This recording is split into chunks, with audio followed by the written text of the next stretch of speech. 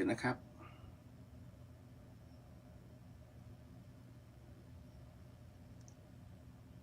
เรียบร้อย พอดีเข้าสายนิดนึงฮะ พระอาจารย์เดี๋ยวนะครับ ด้วย ขออนุญาตรอสัญญาณทางสถานีเข้าก่อนฮะคุณกำลังฟังสถานีวิทยุ FM 104.5 เมกะเฮิรตซ์นะครับนี่คือรายการเดอะเฮียนก็ออกอากาศเป็นประจำนะฮะเดี๋ยวนะครับขออนุญาตนิดนึง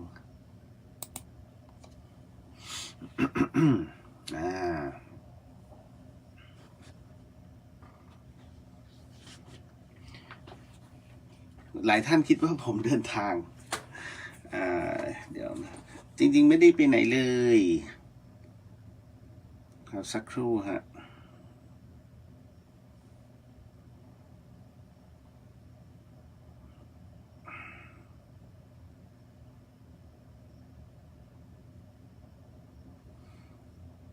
ครับ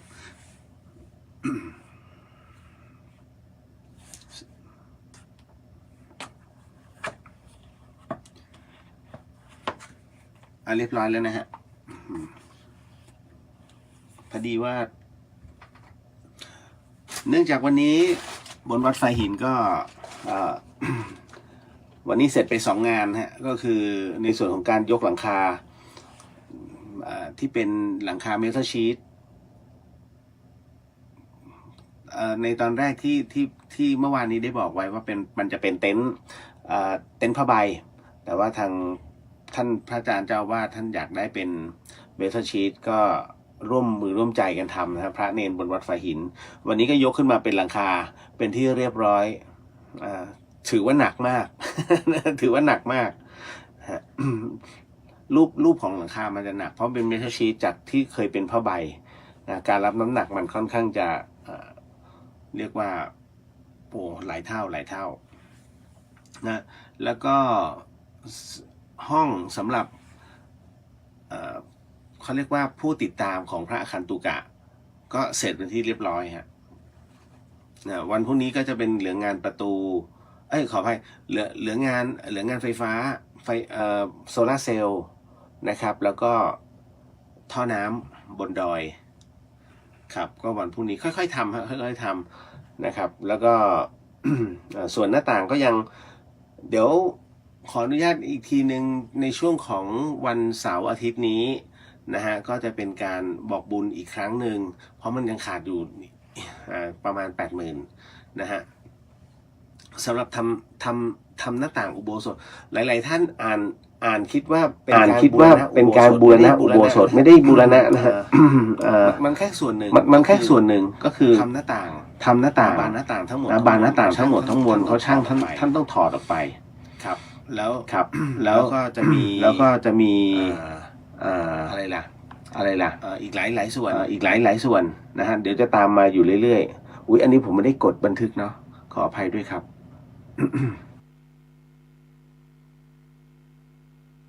เดี๋ยวรอนิดนึงครับคุณฟังที่ฟังอยู่ทางบ้านนะฮะก็วันต้องขออภัยด้วยหลายๆท่านที่จะมาหาผมที่บนวัดไฟหินเนี่ยแล้วไม่เจอ คือถ้าภาคบ่ายส่วนใหญ่จะไม่ค่อยอยู่ก็จะอยู่ช่วงเช้านิดนึงฮะว่าดูว่าบนวัดเนี่ยมันขาดอะไรบ้างแล้วก็อันไหนตรงไหนต้องซ่อมนะฮะแล้วก็จากนั้นเนี่ยภาคบ่ายคราวนี้ออกเดินทางไปสู่ที่ต่างๆที่จำเป็นจะต้องมันทำธุระมันดูเหมือนไม่มีอะไรนะชีวิตประจำวันคุณฟังเป็นใช่ไหมฮะมันดูเหมือนไม่มีอะไรนะแต่มันไม่ว่างแปลกมากนะครับ ก็ต้องบอกครับอย่างที่ผมเคยบอกว่าอาชีพที่ดูแล้วเหมือนไม่มีอะไรแต่ถือว่าหนักมากคืออาชีพแม่บ้านฮะถ้าท่านทำงานที่ออฟฟิศท่านมาถึงเนี่ยออฟฟิศเนี่ยตอนสายๆสมมุตินะฮะท่านมาถึงตอนสายๆเลยนั่งโต๊ะคอมตึ้งขึ้นมาแต่แม่บ้านเนี่ยเขาต้องมาตอนเช้าทำความสะอาดแต่เช้าปัดกวาดเช็ดถูนะฮะเติมนะฮะทั้งหมดทั้งมวลแม้กระทั่งล้างในที่นี้คือบางออฟฟิศพนักงานกินข้าวแล้วล้างไม่เป็นก็จะกองเอาไว้ นะฮะเขาถือว่าจ้างแล้วอันเนี้ยเป็นการปลูกฝังค่านิยมที่ผิดที่กรุงเทพเนี่ยมีเยอะฮะประมาณนี้ แต่ถ้ามาออฟฟิศเนี่ยเขาของใครของมันดูแลกันเองนะฮะแม่บ้านมีแค่หน้าที่ปัดกวาดทิ้งขยะนะฮะแล้วก็ถูบ้างหากมันมีอะไรที่มันเลอะจนเกินไปประมาณนี้ฮะนะครับเนี่ยแค่นี้หนักนะคุณอย่าคิดว่ามันไม่หนักนะสมมุติว่าโต๊ะสมมุตินะฮะช่องที่เป็น partition ของท่านเนี่ย1 ช่องแม่บ้านต้องเดินเข้าไปกวาดแล้วก็ถูกินเวลาแล้วนะห้าช่องเนี่ยใช้เวลาเกือบ10 กว่านาทีนะฮะ10 ถึง 20 นาทีด้วยซ้ำเพราะมันต้องกวาดนะฮะเทขยะอีกนี่ดูเหมือนไม่มีอะไรแต่ใช้พลังงานเยอะมากถูกไหมอย่างที่พี่เลียวเคยยกตัวอย่างครับว่าถ้ามันไม่หนักจริงลองทำงานบ้านดูสิเห็นไหมท่านก็จะเว้นให้กับตัวเองว่า1 สัปดาห์ทำงานบ้าน1 ครั้งทำไมไม่ทำทุกวันมันหนักโอ้เดี๋ยวล้างเดี๋ยวเช็ดนี่แหละฮะก็อย่าไป สิ่งหนึ่งที่คนไทยเนี่ยนะฮะเราไม่เคยเป็นแต่มันก็จะเป็นเพราะว่ามันมีคำว่า อะไรเขาเรียกว่ายศถาไม่ใช่ต้องเรียกว่าความเหลื่อมล้ำความเหลื่อมล้ำของศักดินาหรือมันก็ไม่ใช่อีกเนี่ยจะใช้คำว่าตำแหน่งไหมเราทำงานในออฟฟิศแล้วคนที่เขามาทำความสะอาดเรามีความรู้สึกว่าเฮ้ยเขาความรู้ต่ำกว่าเราสมมุตินะฮะเขาความรู้ต่ำกว่าเรา เพราะฉะนั้นเนี่ยให้ค่าเจ๋งที่สุดค่ามีไอเดียมากที่สุดดังนั้นเนี่ยสามารถสั่งออกความไอ้นู่นไอ้นี่ได้นะฮะคือบางทีเรื่องราวเหล่านี้มันน้ำเน่าไปแล้วท่านต้องเข้าใจอย่างหนึ่งว่าปัจจุบันอาชีพเนี่ยหายากมากอาชีพหายากนะเพราะอะไรครับอย่างง่ายๆเนี่ยล่าสุดช่อง3คือตอนแรกเนี่ยผมรู้มานานแล้วเรื่องข่าวช่อง3แต่คราวนี้วันนี้ข่าวมันออกมาแล้วนะว่า จะมีการปลดพนักงานออกนะเกือบ30% ของพนักงานนะเพราะฉะนั้นเนี่ยหลายคนก็ตุ้มต่อมเขาก็จะใช้วิธีการว่าเป็นการสมัครใจให้ลาออกนะฮะเขาสมัครใจให้ลาออกแล้วถ้ายังไม่ได้ตามจำนวนนะครับ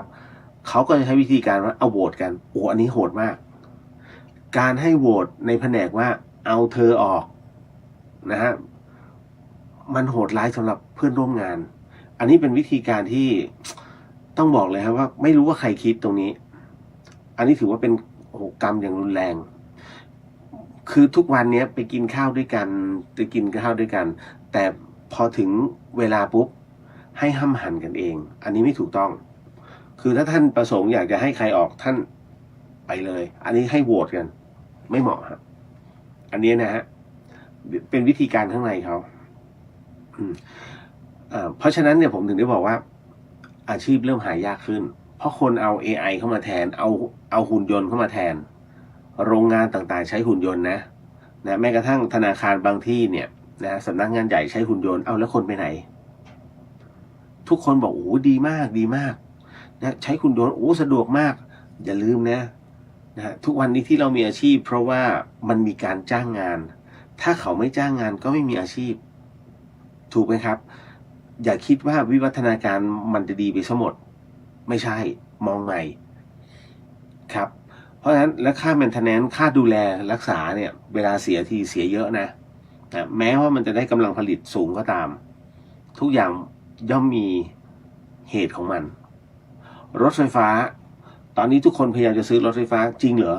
ท่านไปถามหรือยังท่านถามผู้เชี่ยวชาญแต่ละคนสิหรือแม้ถามผู้ที่ทำงานอยู่ในโรงงานรถยนต์ช่วงนี้เอาจริงๆเนี่ยเขาบอกว่าถ้าจะให้มันเสถียรต้องอีก5 ปีมันมีปัญหาเรื่องแบตเตอรี่มันมีปัญหาสมมตินะฮะหลับตาทุกคนซื้อรถไฟฟ้าหมดเลยที่ปั๊มเนี่ยมีแท่นชาร์จกี่แท่น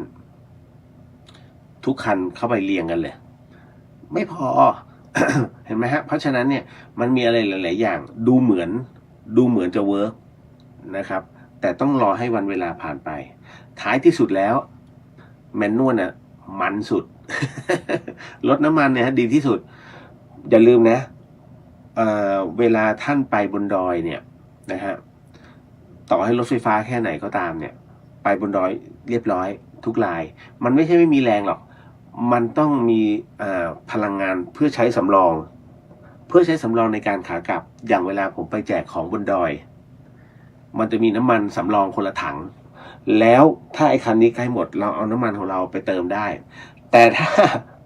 เป็นไฟฟ้าทั้งหมดไอ้นี่หมดแล้วเราก็จะหมดเอาตรงไหนมาสำรองเอาอะไรนะ power bank นะฮะไม่พอ นะอันนี้สำคัญฮะใครที่จะซื้อรถยนต์รถไฟฟ้าคิดเยอะๆแล้วภาพเหตุการณ์ต่างๆที่มันเกิดขึ้นบนท้องถนนเนี่ยนะฮะคือรถอันนี้มันคงไม่ใช่ทุกยี่ห้อหรอกนะมันมีประเภทเกรดต่ำอ่ะท่านเห็นไหมที่มันมีไฟไหม้รถไฟฟ้าแล้วไฟไหม้อ่ะแล้วมันฟู่นี่ไม่ต้องห่วงฮะไม่ต้องรอสวดตรงนั้นเลยเพราะมันฟู่แบบไฟเผาแบตเตอรี่อ่ะมันเหมือนคุณเปิดแก๊สอ่ะฟูจนกว่าแบตมันหมดนั่นแหละไหม้ทั้งคัน อันนั้นเนี่ยโอ้ดูน่ากลัวมากแล้วเมืองไทยท่านไม่เคยคิดเลยครับเมืองไทยน้ำท่วมอยู่บ่อยๆไฟฟ้ากับน้ำคิดเยอะๆเหมือนเวลาท่านจะซื้อบ้านอ่ะท่านซื้อบ้านโอ้ยบ้านหลังนี้ราคาถูกจังดูก่อนหน้าน้ำหน้าฝนมันท่วมไหมนะฮะเพราะฉะนั้นพื้นที่ต่างๆเนี่ยนะก็สำคัญเหมือนกับราคาที่ดินคุณรู้ไหมว่าราคาที่ดินตอนนี้นะฮะในแต่ละจังหวัดเนี่ยมันต่างกันนะยกเว้นกรุงเทพมหานครผมอ่านให้เลยก็ได้จังหวัดที่มีราคาแพงมากที่สุดนะฮะก็คืออันดับหนึ่งคือสงขลาเนี่ยตารางวาละ400,000 บาทตรงถนนนิพัฒน์อุทิศ3อันดับ2ฮะอันดับ2ขอแสดงความยินดีกับชาวเชียงใหม่ ที่ท่าแพคือช่วงของถนนท่าแพเนี่ยนะฮะตารางวาละ250,000 บาทฮะถนนท่าแพนะแหมก็แสดงความยินดีแต่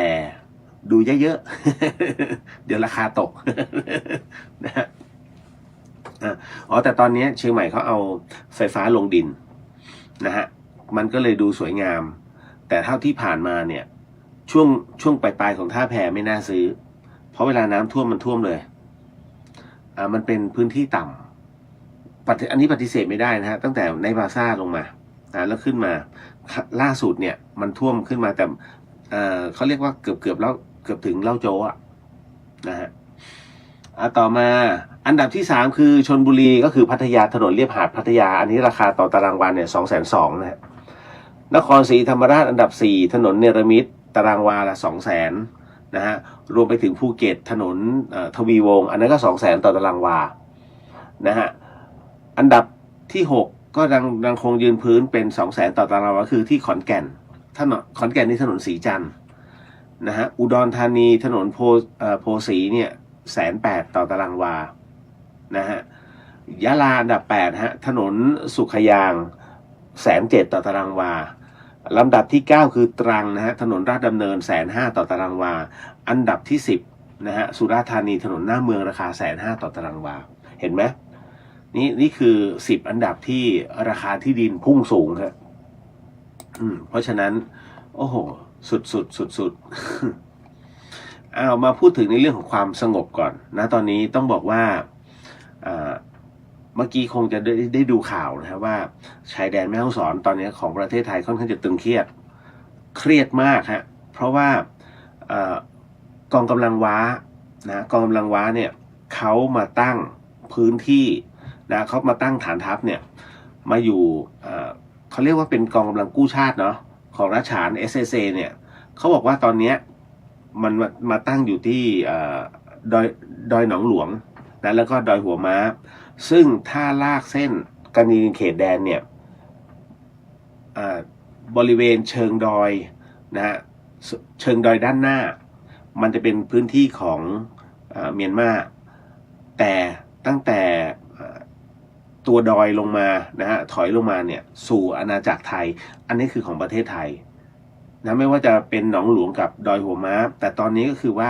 SSA ไปยึดอยู่ตรงนั้นเหตุเพราะว่าในอดีตนะกองกำลังขุนสานะฮะ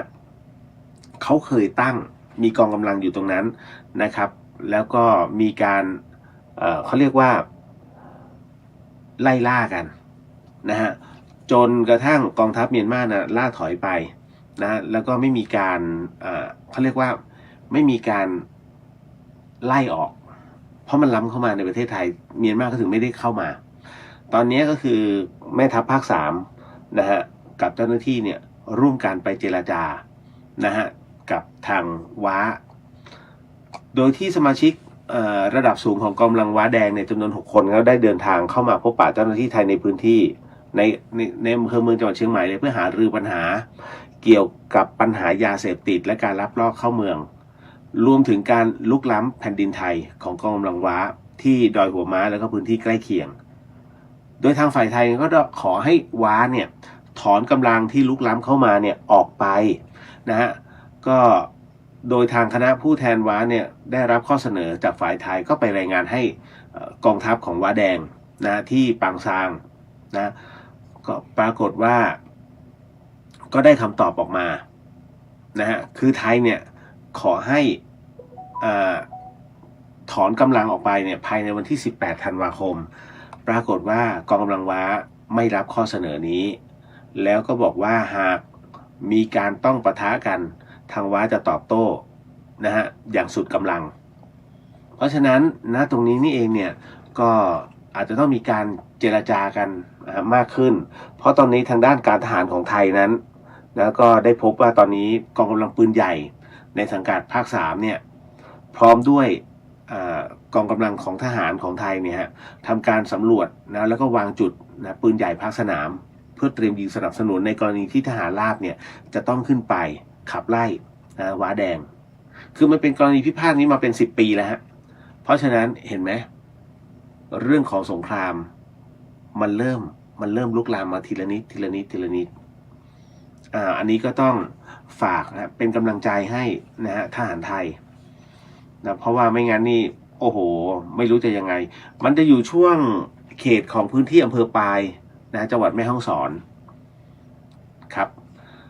คือถ้าสมมุติว่าถ้าท่านขึ้นไปตรงเวียงแหงตรงดอยดำเนี่ยแล้วมองไปมันจะมีส่วนหนึ่งที่ทหารจะบอกเลยว่าตรงด้านนู้นเป็นเขตของว้าซึ่งว้าจะปกครองทั้งหมดนะแต่ทางดอยดำเนี่ยมันจะไม่ลุกล้ำนะหลักเขตประเทศไทยแต่ตรงนี้ที่ปลายเนี่ยมันมินเมย์มากฮะก็เป็นกำลังใจให้ทหารไทยเนาะ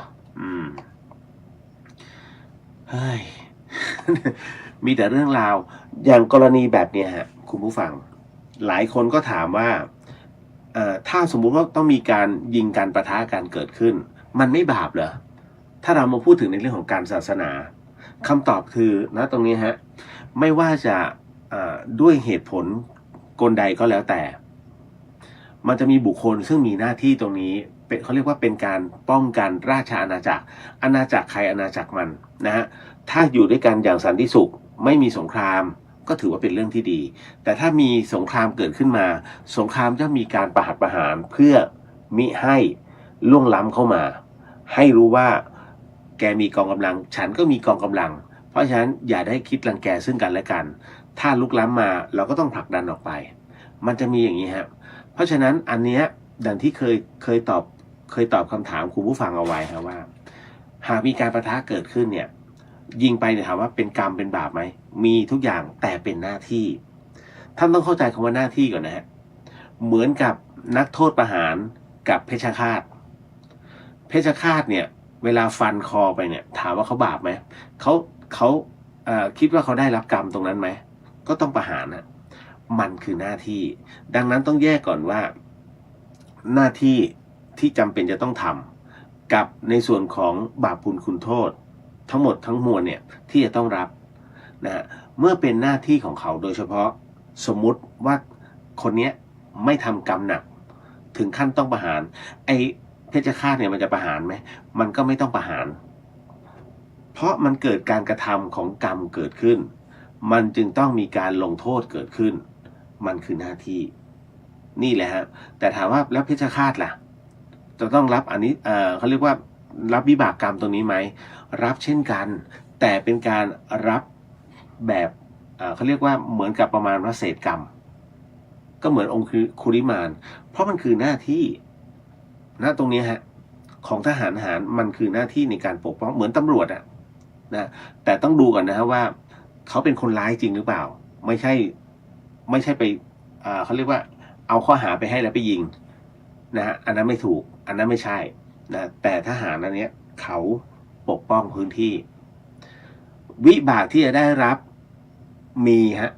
วิบากผลกระทบเนี่ยกับทหารมีแต่ด้วยหน้าที่ตัวนี้ที่มีคุณกับแผ่นดินเพราะเขาต้องปกป้องแผ่นดินคนดีในแผ่นดินมันมีเยอะเพราะฉะนั้นเขากำลังปกป้องในเรื่องของคนดีถึงได้บอกว่ามันเป็นแค่เศษกรรมซึ่งเขากำลังปกป้องคนดีอยู่ทั้งประเทศไทยเพราะเขาคือรั้วของชาตินะฮะก็ต้องแบ่งให้ดีนะตรงนี้เนาะ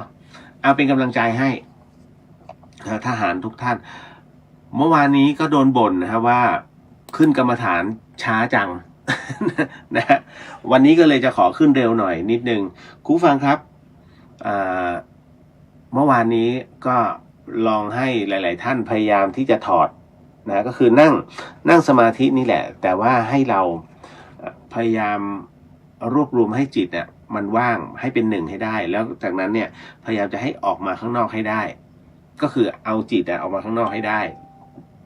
บางคนก็ทำได้บางคนก็ทำไม่ได้ทำไม่ใช่ว่าท่านไม่เก่งหรือว่าทำไมไม่เป็นไปตามที่บอกไม่ใช่นะฮะคือการที่เราทำไม่ได้หมายถึงว่ากำลังในการที่กำลังสมาธิของเรามีไม่พอเหตุเพราะว่ามันเหนื่อยเกินไป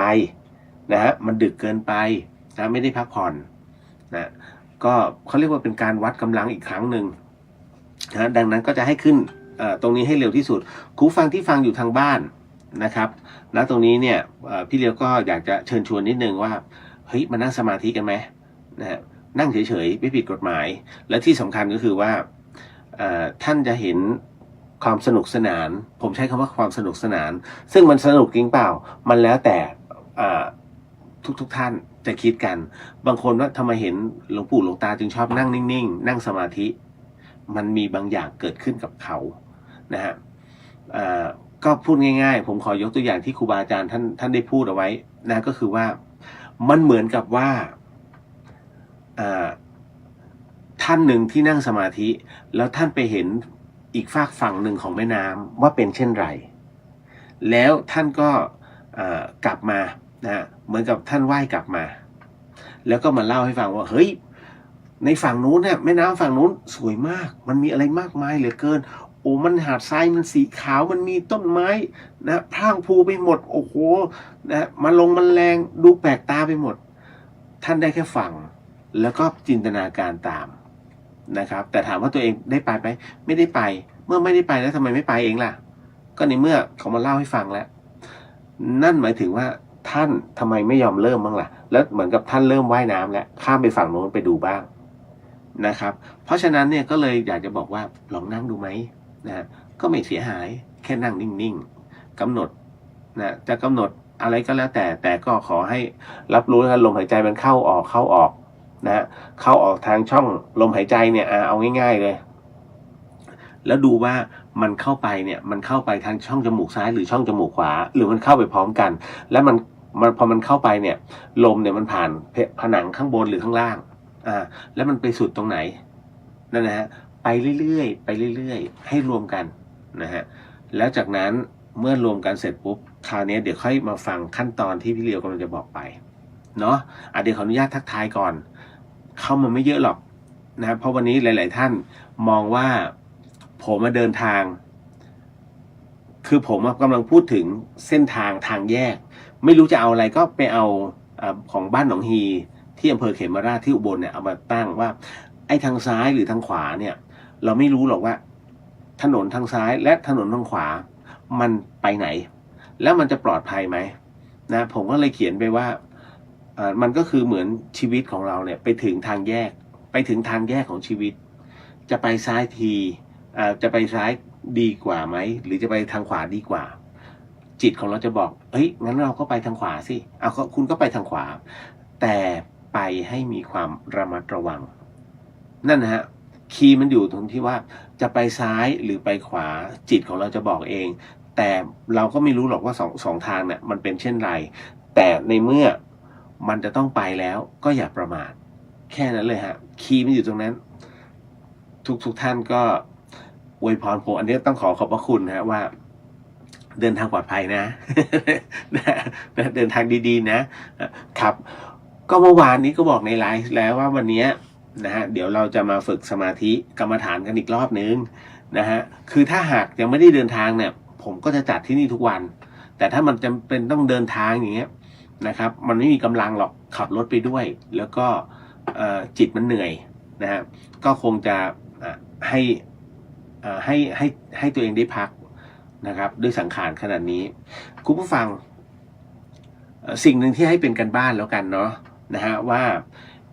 เราจะรวมให้จิตมันเป็นหนึ่งได้ยังไงคุณผู้ฟังท่องอิติปิโส108พอแล้วนะท่องยังไงอิติปิโส108นะครับนั่นหมายถึงว่าท่านหาเวลาเดินเนี่ยคล้ายๆเดินไปสัก29เดินกลับสัก29เนี่ยไปกลับเนี่ยอิติปิโสภควาอะระหังสัมมาสัมพุทโธวิชชาจารณะสัมปันโนสุขโตโรกวิทูอนุตตโรปุริสัตตมสารถีสัทธาเทวมสานังพุทโธภควาเตแล้วขึ้นอิติปิโสภควะนี่จบหมดไปแล้วนะ1จบหนึ่งนะให้ได้108ไปกลับแล้วเวลาท่านเดินน่ะให้รู้ว่าท่านเดินนะเวลาก้าวให้รู้ว่าเท้าสัมผัสนะแต่ก็ท่องไปด้วยอิติปิโส108นะฮะไปเรื่อยแล้วท่านจะรู้ว่าตัวเองมันจะมีอันหนึ่งซึ่งเกิดก็คือว่าสภาวะอารมณ์อันที่2ภาวะของสตินะฮะอันที่3ภาวะของสมาธิ3อย่างเลยนะฮะทั้งอารมณ์สติสมาธิมันเกิดขึ้นนะครับมันเกิดขึ้นแบบไหนไม่บอกให้ท่านข้ามฝั่งไปเอง ลองดูไม่จำเป็นจะต้องเดินก็ได้สมมุติว่าท่านนั่งนิ่งๆว่างเว้ยรอเขาเรียกคิวเอาวะพี่เลี้ยวเขาบอกอิติปิโส108ไม่รู้ถึงเท่าไหร่แต่ท่านก็นับเอาไว้นะนับพอครบ10ก็จิกนิ้วไว้อันนึงจึ๊กให้รู้ว่า10นะฮะพอครบ20ก็จิกครั้งที่2นิ้วชี้นะฮะจึ๊ก2ครบ30ก็จิบนิ้วกลางตึ๊ก3ให้รู้ว่ามัน30แล้วนะ แค่นั้นแล้วถ้ามันยังไม่ถึงยังไม่ครบยังไม่ลงล็อก10ล่ะก็ไม่เป็นไรเอาตัวกลมๆไว้ก่อนไม่เป็นไรเดี๋ยวกูท่องใหม่ ก็เริ่มตัวที่40อะไรอย่างเงี้ยฮะเป็นต้นโอ้ยสนุกนะฮะบางคนก็บอกหนูไม่มีเวลาว่างหรอกขนาดนั้นไม่จำเป็นที่ให้ฝึกพี่กำลังให้เธอฝึกสมาธินะตรงนี้พอมีสมาธิเสร็จปุ๊บเนี่ยความเป็นทิพย์บางอย่างจะเกิดขึ้นนะฮะในเรื่องของการทำงานในเรื่องของการที่เราจะอ่านเรื่องบางเรื่องที่ไม่รู้มันจะมีคำตอบให้เห็นโดยอัตโนมัติตอบไม่ได้เป็นเรื่องอะไรต้องฝึกเอาเองเนาะพระพุทธเจ้าไม่หลอกนะครับเพราะฉะนั้นทั้งหมดทั้งมวลเนี่ยมันคือสิ่งที่มนุษย์เนี่ยมันมีอยู่ในตัวตนแต่เราไม่รู้จักเอาออกมาใช้เพราะมันไม่รู้ว่าจะดึงมาใช้ยังไงนะฮะเดี๋ยวขออนุญาตทักทายก่อนเนาะนะครับเพราะเดี๋ยวต้องไปพร้อมๆกันนิดนึงตึ๊ดทักทุกคนฮะเพราะทุกคนไม่ทัก นะเดี๋ยวสักครู่หนึ่งลองดูเนาะพร้อมๆกันฮะคุณฟังที่ฟังทางสถานีวิทยุด้วยเช่นกันถ้าทำได้ทำเด้อนะฮะแต่ว่าไม่ได้บังคับครับศาสนาพุทธไม่เคยบังคับนะฮะไม่เคยบังคับใครทั้งนั้นนี่แหละคือความเป็นศาสนาพุทธเพราะศาสนาพุทธเราไม่ได้เป็นศัตรูกับใคร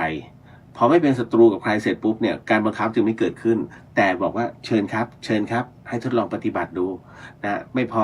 ถ้าดูแล้วไม่เข้าท่าก็ไม่ต้องก็แค่นั้นเองฮะไม่มีใครไปบังคับใครได้เนาะเอาล่ะ ขออนุญาตใครมาไม่ทันก็ ช่วยไม่ได้ฮะเดี๋ยวเหมือนเดิมผมจะนำสมทานศีลแต่ศีลนี่เป็นศีล8นะเป็นศีล8ของชั่วคราวแล้วจากนั้นค่อยไปขึ้นกรรมฐานนะฮะเป็นไปได้จะพยายามให้ท่านถอดออกไปให้ได้นะฮะจะให้ทุกท่านลองรวมดูแล้วก็รวมแล้วก็เมื่อจิตมันเข้ามันคงที่ลองถอดให้ตัวเองออกไปยืนข้างนอกให้ได้ลองดูนะฮะ ไม่เสียหายทำทุกวันเดี๋ยวมันหลุดออกมาแล้วก็กลับเข้าไปเอง เอาถ้าพร้อมแล้ว ขออนุญาตครับ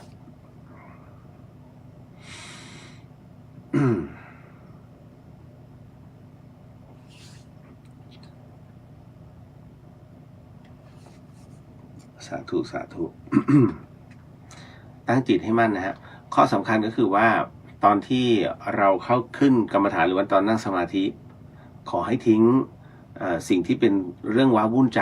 ลงไปก่อนเอาออกจากดวงจิตไปก่อนแล้วที่เป็นสิ่งที่ต้องคิดไปในอนาคตก็ทิ้งมันไปก่อนเนาะสาธุครับเดี๋ยวขออนุญาตขึ้น นะโมก่อนนะฮะแล้วก็ที่เหลือให้น้อมจิตตามสาธุนะโมตัสสะภะคะวะโตอะระหะโตสัมมาสัมพุทธัสสะนะโมตัสสะภะคะวะโตอะระหะโตสัมมาสัมพุทธัสสะนะโมตัสสะภะคะวะโตอะระหะโตสัมมาสัมพุทธัสสะปุริมันจติสังราชาทัตตรัตโตปัสสะสติขันธพานังอาธิปติมหาราชายาสสิโสปุตตาปิตาสาภะโวอินทมานามหาภลาอิทิมันโตชุติมันโตวันโตยาสสิโนโมธัมมานาภิกมงภิกขุนังสมิติงวนังทาคินันจาทีสังราชาวิรุณโหตาปัสสะสติกุมพันธานังอาธิปติมหาราชายาสสิโสปุตตาปิตาสาภะโวอินทนามามหาภลาอิทิมันโตชุติมันโตวันโตยาสสิโนโมธัมมานาภิกามงภิกขุนังสมิติงวนังปัจฉิมันจติสังราชาวิรุโคปัสสะสตินาคานันทธิปติมหาราชายาสสิโสปุตตปิตาสาภะโวอินทมานามหาภลาอิทิมันโตชุติมันโตวันโตยาสสิโนโมธัมมานาภิกามงภิกขุนังสมิติงวนังโอตรัญจติสังราชาคุเวโรตาปัสสะสติยาคานังอธิปติมหาราชายาสสิโสปุตตปิตาสาภะโวอินทมานามหาภลาอิทิมันโตชุติมันโตวันโตยาสสิโนโมธัมมานาภิกามงภิกขุนังสมิติงวนังสักเคกาเมจรูเปคิริสิขรตเตจันตริเควิมาเนทีเประเทจะคาเมตรุวนะหะคเนเหหวัตุไมเกเตมปุมมาจยันตุเทวาชลทลวิสเมยาคาคันธาพนาคาติทันตาสันติเกยังมุนิวรวจนังสาทโวเมสุนันโตธรรมสวนากาโรยามพัทันตาธรรมสวนากาโลยามพัทันตา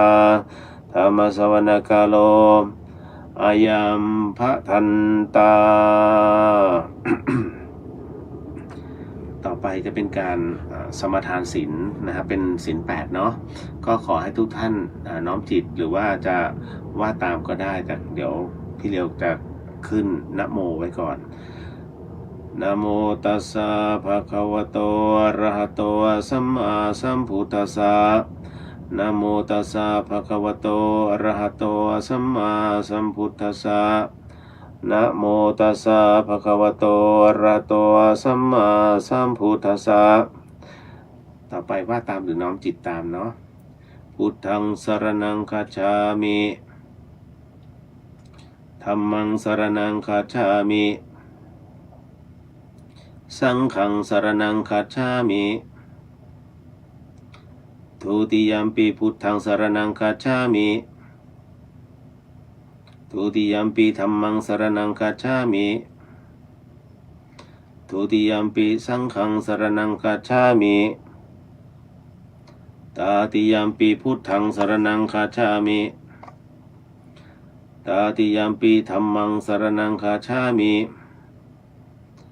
ตาติยัมปิสังฆังสรณังคัจฉามิปานาติปาตาเวรมณีสิกขาปะทังสมาธิยามิอาทินนาทานาเวรมณีสิกขาปะทังสมาธิยามิอาพรหมจาริยาเวรมณีสิกขาปะทังสมาธิยามิมุสาวาทาเวรมณีสิกขาปะทังสมาธิยามิสุราเมรยมัชฌัปมาทฐานาเวรมณีสิกขาปะทังสมาธิยามิวิการโภชนาเวรมณีสิกขาปะทังสมาธิยามินาจาคีตาวาทิตาวิสุกัทสนามาลาคันธวิเลปนะธารณะมันดนะวิภูสนทานาเวรมณีสิกขาปะทังสมาธิยามิอุจจาสยนะมหาสยนาเวรมณีสิกขาปะทังสมาธิยามิอิมานีอัฏฐสิกขาปทานิสีเลนะสุขติงยันติสีเลนะโภคสัมปดาสีเลนะติปุติงยันติตัสมานสีรังวิโสทะเยสาธุสาธุสาธุต่อไปนะครับเป็นบทขึ้นกรรมฐานเนาะก็ขอให้ทุกท่านว่าตามนะน้อมจิตน้อมใจตามเหตุปัจจัยเนาะ นะโมตัสสะภะคะวะโตอะระหะโตสัมมาสัมพุทธัสสะนะโมตัสสะภะคะวะโตอะระหะโตสัมมาสัมพุทธัสสะนะโมตัสสะภะคะวะโตอะระหะโตสัมมาสัมพุทธัสสะว่าตามหรือน้อมจิตตามเนาะอิมาหังภะคะวาอัตตภาวังตุมหากังปริจัชชามิข้าแต่สมเด็จพระผู้มีพระภาคเจ้าผู้เจริญข้าพระพุทธเจ้าทั้งหลายขอมอบกายถวายชีวิตแด่องค์สมเด็จพระสัมมาสัมพุทธเจ้าข้าพระพุทธเจ้าทั้งหลายขออาราธนาบารมีพระพุทธเจ้าทุกๆพระองค์พระปัจเจกพุทธเจ้าทุกๆพระองค์พระธรรมและพระอริยสงฆ์ทั้งหลายครูบาอาจารย์ทั้งหลายสืบกันมามีหลวงพ่อปานวัดบางนมโคและหลวงพ่อพระราชพรหมยานวัดท่าซุง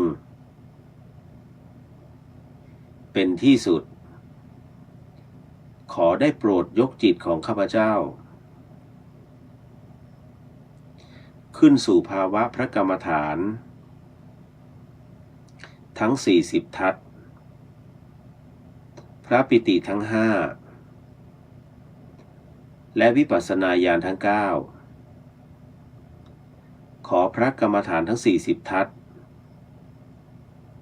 พระปิติทั้ง5และวิปัสสนาญาณทั้ง9จงมาบังเกิดปรากฏในกายทวารในวจีทวารในมโนทวารของข้าพระพุทธเจ้าณกาลบัดเดี๋ยวนี้เถิดขอได้โปรดยกจิตของข้าพเจ้าขึ้นสู่ภาวะแห่งเมฆจิตสามารถกำหนดจิตรู้ภาวะการต่าง ทั้งเหตุผลอดีตอนาคตและปัจจุบันได้ทุกขณะจิตที่ปรารถนาจะรู้เมื่อรู้แล้วขอให้เห็นภาพนั้นได้ชัดเจนแจ่มใสและพยากรณ์ได้ตามความเป็นจริงทุกประการเหตุใดที่พึงบังเกิดแก่ข้าพเจ้าขอให้ข้าพเจ้าได้รู้เหตุนั้นได้โดยไม่ต้องกำหนดจิตแม้แต่ประการใดณกาลบัดเดี๋ยวนี้เถิดสาธุ เอาเนาะก็ในช่วงต่อไปก็ขอทุกท่านเข้าสู่ในช่วงของการนั่งกรรมฐานณตรงนี้นี่เองก็อยากให้ทุกท่านนั้น ได้นั่งในรูปแบบที่เรียกว่าสบายๆไม่ต้องไปซีเรียสไม่ต้องไปกังวลนะฮะ เพราะในส่วนของตรงนี้นี่เองที่พระเดชพระคุณพระราชพรหมยานเรียกว่ามโนมยิทธิ นะฮะแต่ในส่วนของพี่เลียวเองนะฮะหรือจะใช้คำว่าเป็นวิทยากรเพราะว่าเราก็คงจะไม่ใช่เป็นอาจารย์ใครนะฮะแต่ก็เรียกว่าเชิญชวนทุกท่านนะมาฝึกตรงนี้เพื่อให้ได้รับรู้ว่าณตรงเนี้ยนะฮะ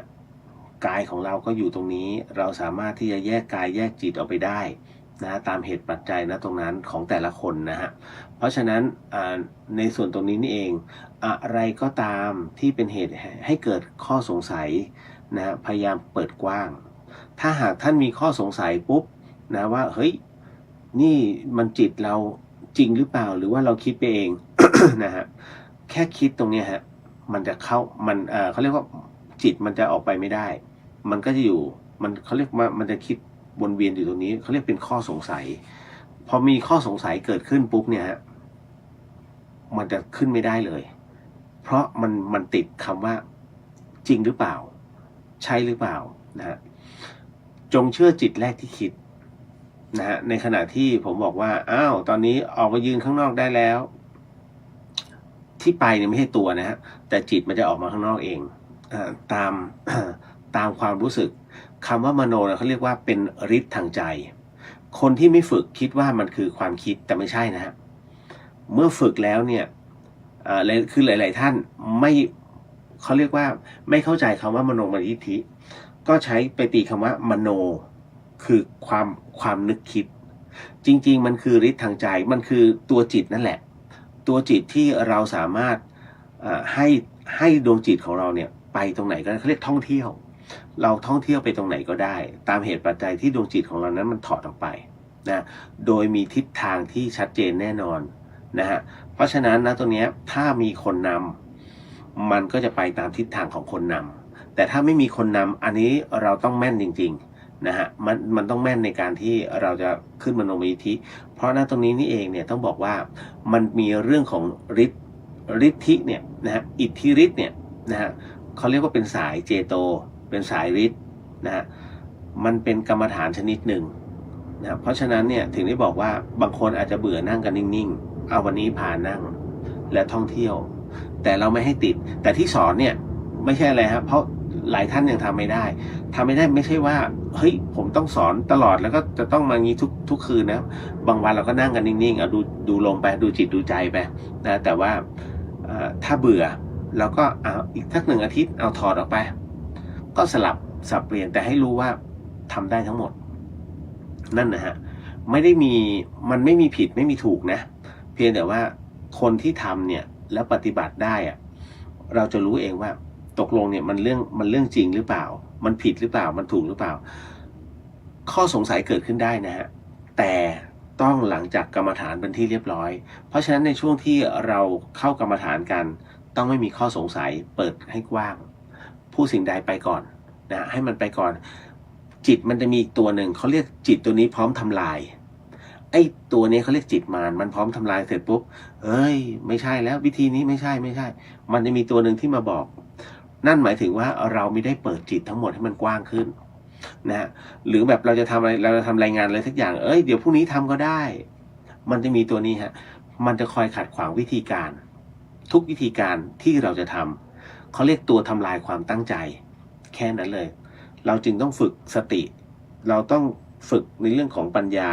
ฝึกในเรื่องของสมาธิเพื่อไม่ให้ตัวจิตตัวเนี้ยมันแซงขึ้นมาได้เพราะมันจะแทรกท่านทุกขณะจิตที่ท่านปล่อยให้เกิดช่องว่างในความคิดเนาะเดี๋ยวเรามาลองกันระบบการหายใจก็เข้าออก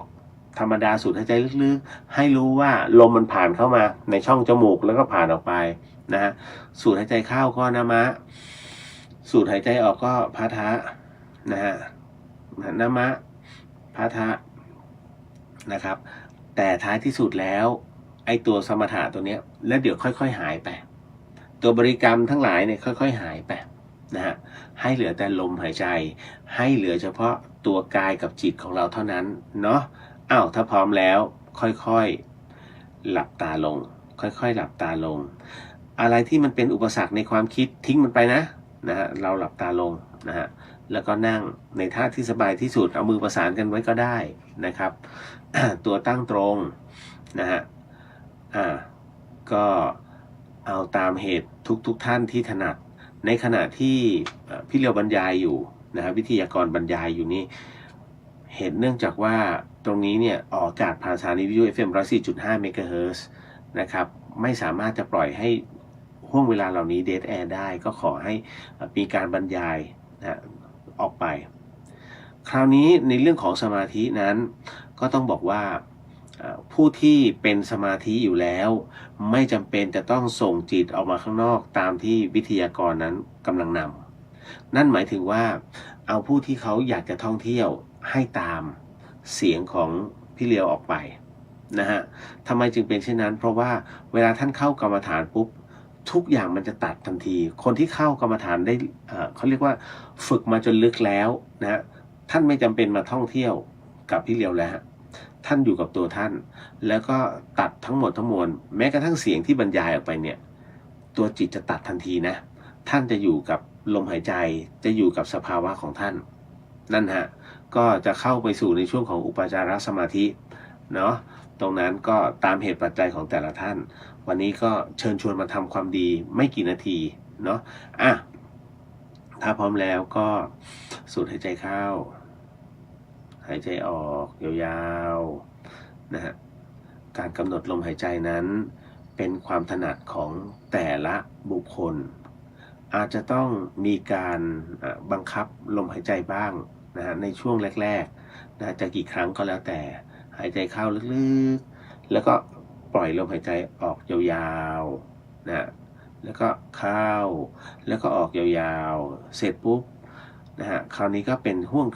วงจังหวะของการที่เราท่านนั้นหายใจตามปกติของเรานี่แหละนะฮะเมื่อมันคงที่แล้วนะฮะ ก็เป็นการเดี๋ยวผ่อน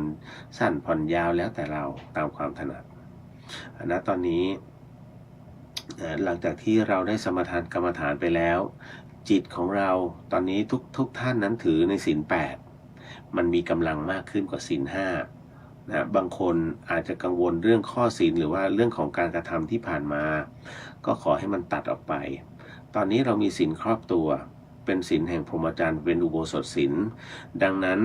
อัฏฐศีลตัวนี้นะฮะจะนำพาเราเข้าสู่กรรมฐานอย่างรวดเร็วณบัดนี้ นะ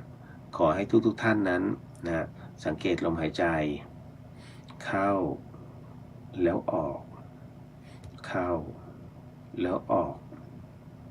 นะเมื่อร่างกายของเราเริ่มเบาจิตของเราเริ่มเข้าสู่สภาวะของความเป็นหนึ่งบัดนี้สิ่งที่เรากำลังจะทำก็คือว่าให้ทุกท่านนั้นเอาจิตของเราออกไปนอกร่างนะออกไปนอกร่างให้ยืนอยู่ตรงหน้าเลยให้ยืนอยู่ตรงหน้าบัดนี้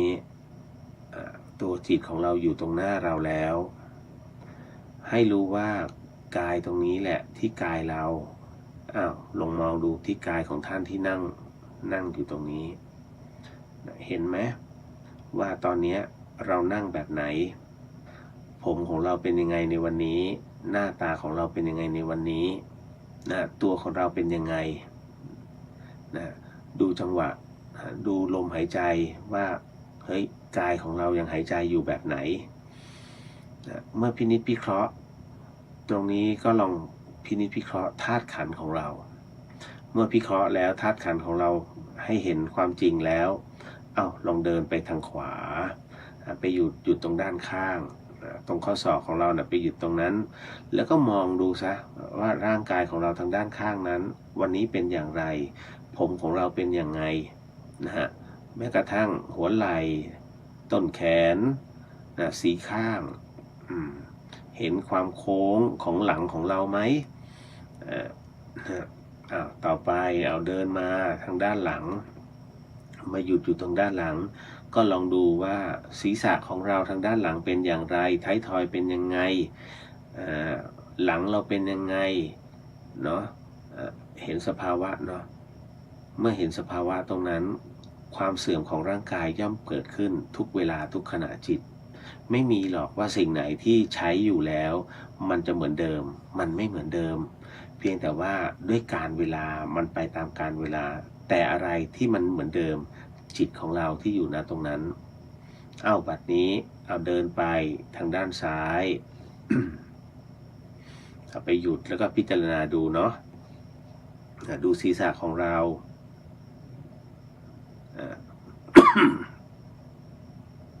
ดูแขนเสร็จปุ๊บมาอยู่ตรงหน้า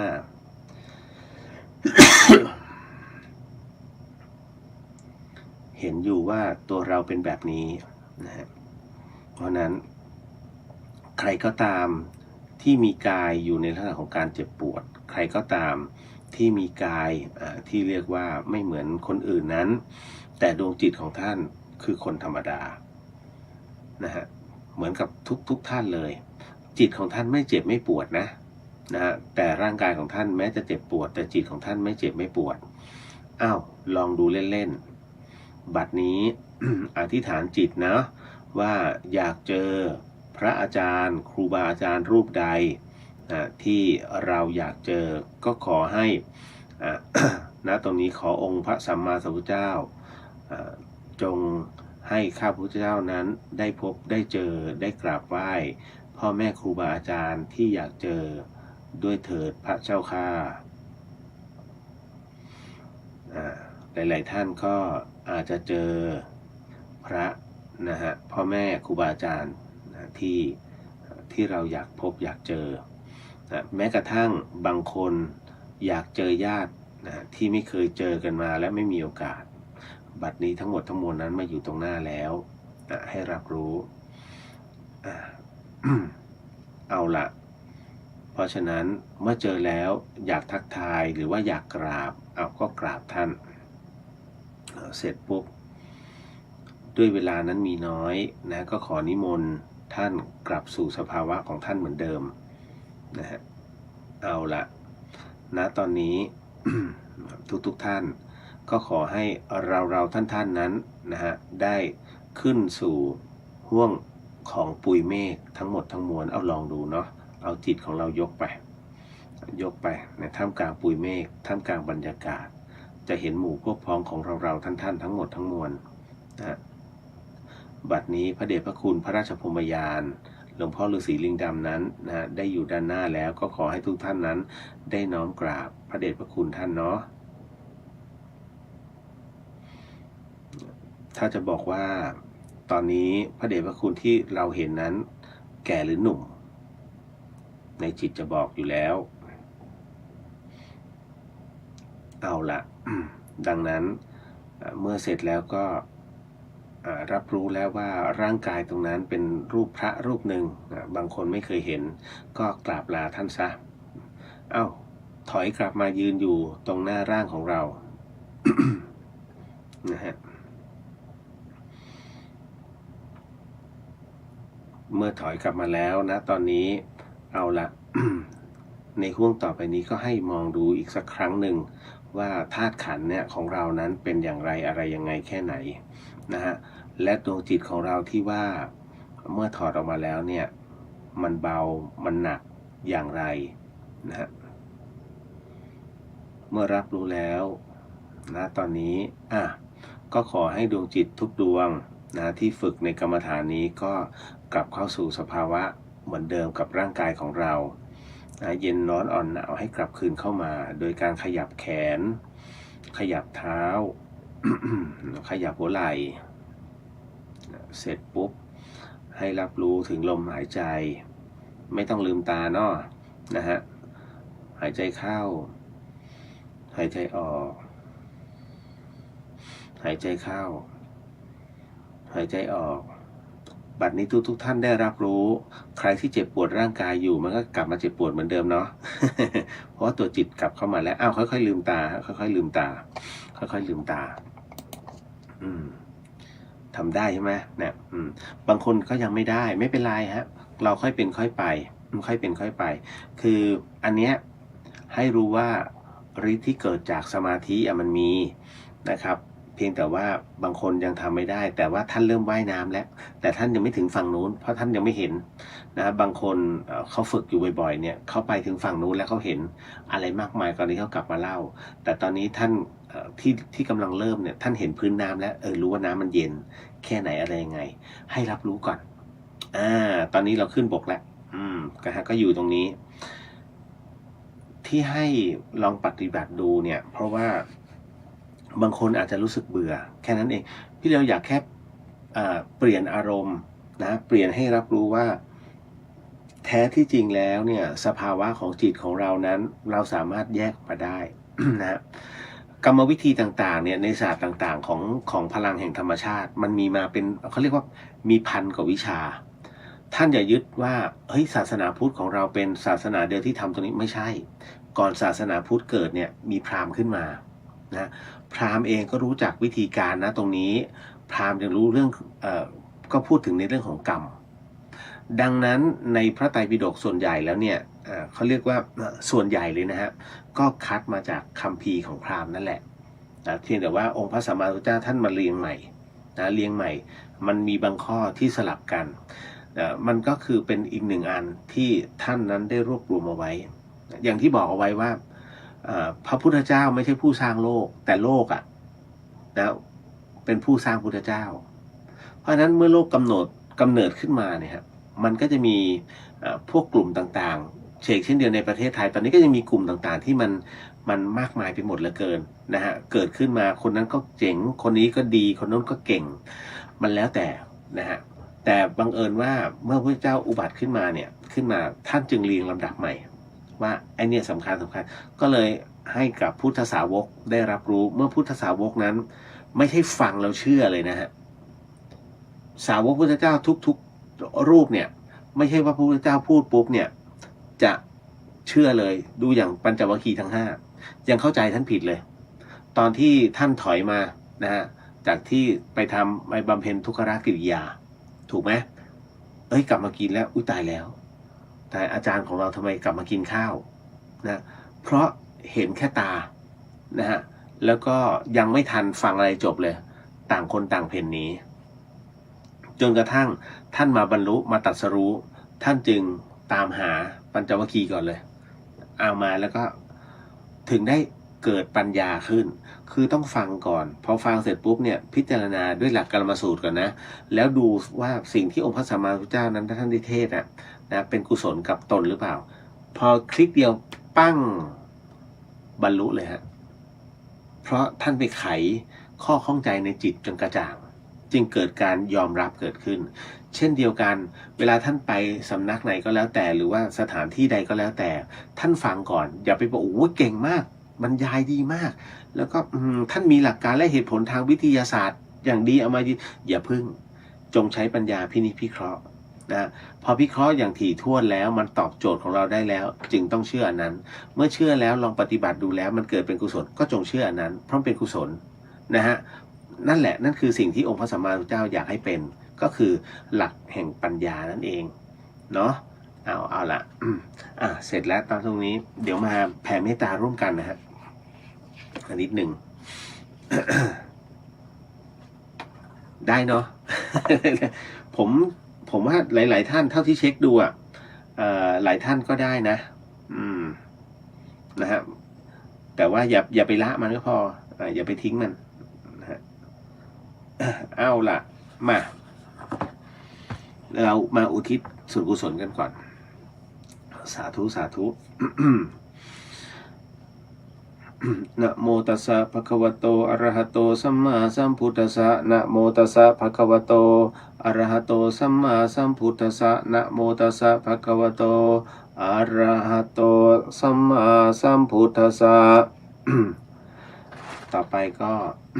ว่าตามเนาะอิทังปุญญะพลังผลบุญใดที่ข้าพเจ้าทั้งหลายได้บำเพ็ญมาแล้วณโอกาสนี้ข้าพเจ้าทั้งหลายขออุทิศส่วนกุศลนี้ให้แก่เจ้ากรรมนายเวรทั้งหลายที่เคยล่วงเกินมาแล้วตั้งแต่ชาติก่อนก็ดีชาตินี้ก็ดีขอให้เจ้ากรรมนายเวรทั้งหลายจงอนุโมทนาส่วนกุศลนี้และจงขออโหสิกรรมให้แก่ข้าพเจ้าตั้งแต่วันนี้ตราบเข้าสู่พระนิพพานและข้าพเจ้าทั้งหลายขออุทิศส่วนกุศลให้แก่เทพเจ้าทั้งหลายที่ปกปักรักษาตัวข้าพเจ้าและเทพเจ้าทั้งหลายทั่วสากลพิภพและพญายมราชขอให้เทพเจ้าทั้งหลายและพญายมราชจงอนุโมทนาส่วนกุศลนี้และขอจงเป็นสักขีพยานในการบำเพ็ญกุศลของข้าพเจ้าทั้งหลายในครั้งนี้ด้วยเถิดและข้าพเจ้าทั้งหลายขออุทิศส่วนกุศลนี้ให้แก่ท่านทั้งหลาย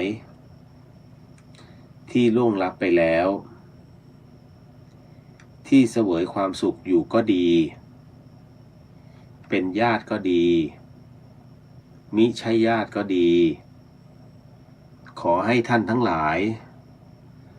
จงอนุโมทนาส่วนกุศลนี้พึงได้รับประโยชน์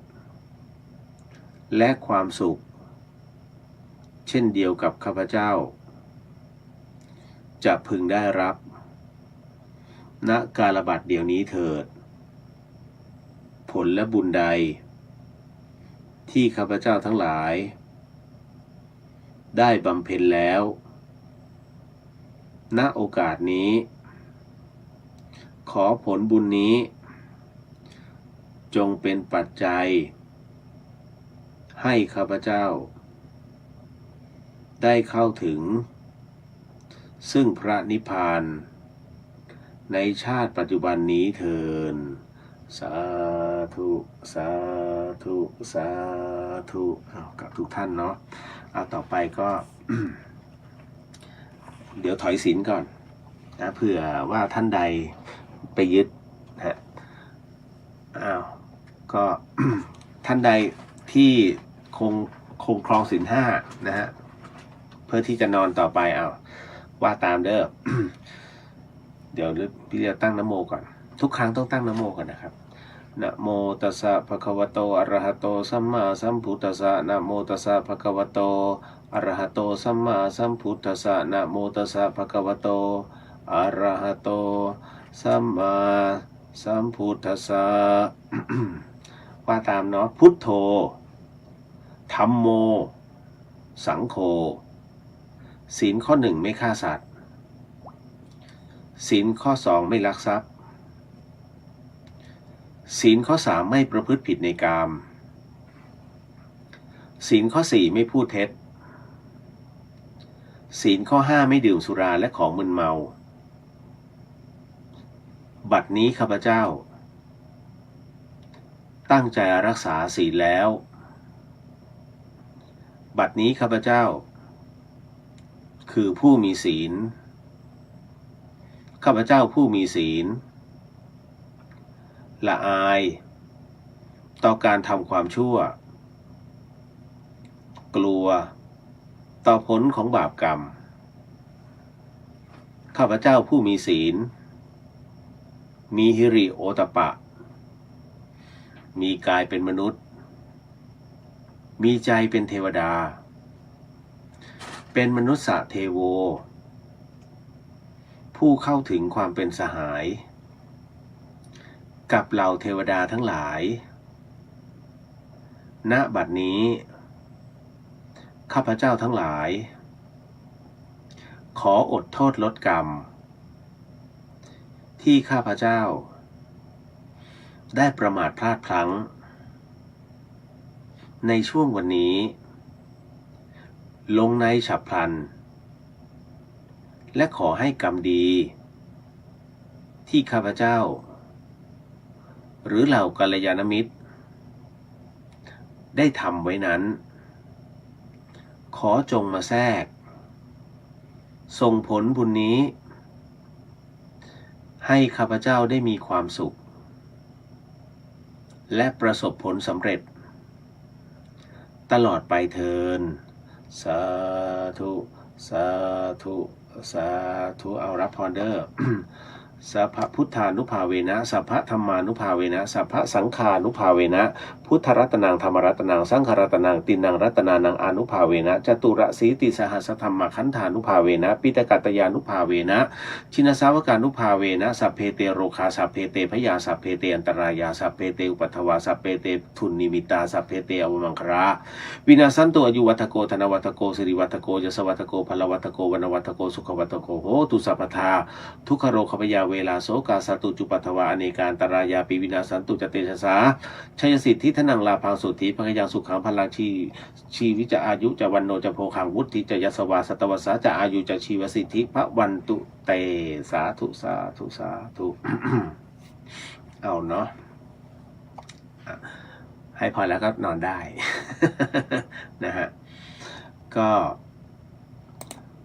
เดี๋ยวพรุ่งนี้ขอดูก่อนครับว่าถ้าไม่ได้เดินทางไปไหนนะก็เราก็มันกรรมฐานกันแบบนี้นะครับแต่อย่าลืมนะอิติปิโส108ลองดูฮะใครที่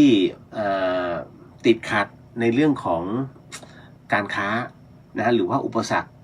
อะไรก็แล้วแต่ที่มันมันชักแย่แล้วอิติปิโส108แล้วลองดูก่อนว่าแค่แค่ประโยคนะแค่ช่วงหนึ่งสั้นๆนะฮะของอิติปิโสเนี่ยมันจะช่วยท่านได้ไหมบางคนบอกท่องไปก็แค่นั้นท่องหรือยังให้ได้108แล้วถ้าท่องแล้วมาดูกันว่ามันจะแก้ปัญหาท่านได้ไหมแค่นั้นแหละแต่ห้ามมุสานะนะฮะ เดี๋ยวทักกันก่อนมันไม่มีคำขึ้นเลยเหรอปกติจะมีคำขึ้นเนาะทักทายเพราะว่าผมไปอัปเดตเลยบางอย่างอะแล้วมันตั้งแต่นั้นมาลองทักกันมาหน่อยนี่นะฮะว่าเขียนได้ไหมเอ่ยมันไม่ขึ้นอะไรเลยอะแต่ไม่เป็นไรฮะดูค้านในตัวเองนะเขียนมาหน่อยแต่ไม่เป็นไรอะ อันนิดนึงเข้าตอบคำถามก่อนนะเมื่อวานนี้ไม่ได้ตอบอะไรเลยครับนะตอบนิดเดียวนะฮะมันก็ยังคงค้างอยู่มันจะเป็นคำถามเก่าๆนะฮะที่ค่อยๆรันขึ้นนะรันแปะนะฮะมีพระซ้อมยิงปืนด้วย นะเท่ป่ะบอกว่าอย่างนี้ฮะไม่ขึ้นนะพี่เดี๋ยวก่อนแวบนะขอดูก่อนตึ๊ดไม่ขึ้นครับไม่ขึ้นไม่ขึ้นจริงด้วยไม่เป็นไร เอ่อมีผู้ถามมาว่าการทำร้ายพระนี้กรรมที่จะได้นั้นมากแค่ไหนคะอันนี้เหตุการณ์ที่หลายๆท่านน่าจะเห็นแล้วฮะที่อะไรนะไปกระโดดถีบพระปีนเสานะครับมันต้องดูตามเหตุแห่งความเป็นเขาเรียกว่าตามหน้าบุญน่ะอย่างกรณีของพระอาจารย์บัณฑิตนะฮะที่ท่านบวชนะฮะที่ท่านเป็นนายแพทย์แล้วมาบวชแล้วสุดท้ายท่านโดนลอบยิงนะฮะแล้วพอได้เผาสังขารของท่านร่างของท่านเนี่ยปรากฏว่ากระดูกเป็นพระธาตุการที่กระดูกของพ่อแม่ครูอาจารย์เป็นพระธาตุเนี่ยบางคนก็สรุปเลยว่าอุ้ยท่านต้องเป็นพระอรหันต์แน่ๆใจเย็นๆฮะใจเย็นเราไม่มีสิทธิ์ไปตัดสินท่านว่าท่านเป็นพระอรหันต์หรือเปล่าบางคนโอ้โหพระสุปฏิท่านคือพระอรหันต์พระอริยสงฆ์อย่างเงี้ยครับอริยสงฆ์ใช่แต่อย่าไปฟันธงว่าท่านเป็นพระอรหันต์เพราะผู้ที่จะตีเขาเรียกว่าฟันธงได้ว่าเนี่ยท่านเป็นพระอรหันต์ก็คือพระพุทธเจ้าเท่านั้นเลยนะฮะรูปอื่นนั้นอาจจะเป็นการปรามาสท่านก็เลยจะใช้คำว่าอริยสงฆ์ได้พระสุปฏิปันโนได้นะกรณีของพระอาจารย์บัณฑิตนั้นเนี่ยฮะก็ต้องบอกว่าท่านเป็นหนึ่งในอริยสงฆ์ไทยซึ่งสำเร็จถึงขั้นไหนเราตอบไม่ได้สมมตินะฮะจิตวิญญาณเนี่ยเมื่อได้หลุดออกไปแล้วนะครับพ่อแม่ครูอาจารย์ก็จะพูดกันเป็นเสียงเดียวกันเลยไม่มีใครปฏิเสธนะว่าหากท่านอยู่ในขั้นของอนาคามีซึ่งอนาคามีกลับมาเกิดไม่ได้นะหรือว่าสกิทาคามีนะฮะอันเนี้ยท่านจะต้องบำเพ็ญต่อพอบำเพ็ญต่อไปจนถึงขั้นเป็นพระอรหันต์ก็คือหมดสิ้นกิเลสทั้งหมดทั้งมวลเนี่ยตรงนี้ก็คือไม่เกิดแล้วนะแต่จริงๆแล้วตั้งแต่พระสกิทาจริงตั้งแต่พระโสดาบันเป็นต้นไปเนี่ยกระดูกบางอย่างก็เริ่มเป็นพระธาตุนะบางส่วนเป็นพระธาตุหากท่านมาที่จังหวัดเชียงใหม่ลงไปที่วัดเจดีย์หลวงแต่ถ้าอยากดูว่าพระธาตุพ่อแม่ครูบาอาจารย์เยอะๆต้องไปที่วัดสันติธรรมนะทำไมผมถึงต้องบอกว่าให้ไปที่วัดเจดีย์หลวงเพราะว่าให้ท่านสังเกตจะมีไม่แน่ใจนะครับว่าเป็นกระดูกของรูปใดน่าจะเป็นแหมไปพูดชื่อผิดเดี๋ยวซวย นะฮะคือผมมีประสบการณ์ตรงก็คือย้อนกลับไปประมาณสักสิบกว่าปีที่ผ่านมาก็มาเที่ยวนะฮะที่เชียงใหม่นะผมอยู่เชียงใหม่เนี่ย17 ปีนะจะเข้าปีที่18เยอะที่สุดแล้วในชีวิตเลยไม่เคยอยู่ที่ไหนนานขนาดนี้นะอยู่แต่ละที่12 ปีมั่งที่นี่ขนาดบ้านตัวเองผมอยู่แค่15มั้งแล้วก็ย้ายไปอยู่อีกบ้านหนึ่ง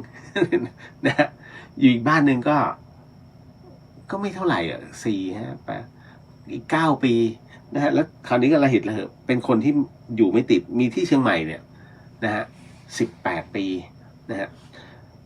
แล้วย้อนกลับไปประมาณช่วงต้นที่มาอยู่ที่เชียงใหม่เนี่ยผมไปที่วัดเจดีย์หลวงนะครับกัลยาณมิตรนะก็พาไปดูกระดูกที่เป็นพระธาตุของพ่อแม่ครูบาอาจารย์เราก็ไปดูจำชื่อไม่ได้จริงๆนะเมื่อก่อนเนี่ยจะเป็นกระดูกที่สีขาวมันจะเป็นออกสีครีมกับสีขาวแล้วบางส่วนเป็นพระธาตุเขาก็บอกเลยว่าเนี่ยรูปเนี่ยท่านต้องไปบำเพ็ญต่อเราก็งงบำเพ็ญต่อบำเพ็ญยังไงอะไรบำเพ็ญจิตของท่านไม่แล้วเดี๋ยวตัวที่จะฟ้องว่าท่านไปถึงขั้นไหนแล้วเนี่ยกระดูกจะเป็นตัวฟ้องมันจะฟ้องไงก็ในเมื่อกระดูกก็ยังเป็นกระดูกแต่มีแต่เม็ดเห็นเม็ดพระธาตุเห็นคือตอนนั้นไม่รู้เลยว่าอะไรคือเราสงสัยไงเพราะว่าเรามาจากศูนย์ไม่ใช่ว่าจะต้องเชื่อทั้งหมดผมเป็นคนที่ไม่เชื่ออะไรนะอย่างที่บอกไงว่าเรื่องผีก็ไม่เชื่อจนต้องมาเจอด้วยตัวเองถึงจะจบไงนั่นแหละก็ปัจเจกใครจะมาพูดฟังแต่ไม่เชื่อต้องขอพิสูจน์เองก่อนเนี่ยเขาเรียกเราพวกปัจเจก ไม่ใช่เราสาวกถ้าสาวกพูดปุ๊บรู้เลยนั่นนะฮะเพราะฉะนั้นเด็กรุ่นใหม่จึงเป็นปัจเจกเยอะเนื่องจากว่าสื่อต่างๆเนี่ยมันเข้ามากระหน่ำแล้วก็บุคคลรอบข้างที่เป็นปรปักษ์ทั้งหมดแล้วเข้ามากระหน่ำมันก็เกิดความไม่เชื่อนั่นก็คือสิ่งที่มันต้องเป็น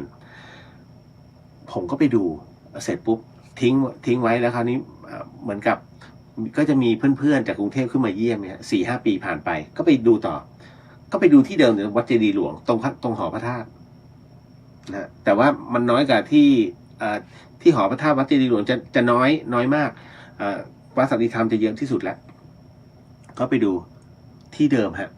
ปรากฏว่าผมจำแม่นเลยว่าเฮ้ยกระดูกชิ้นนี้ของท่านน่ะมันไม่ได้ขาวซะบริสุทธิ์ทั้งหมด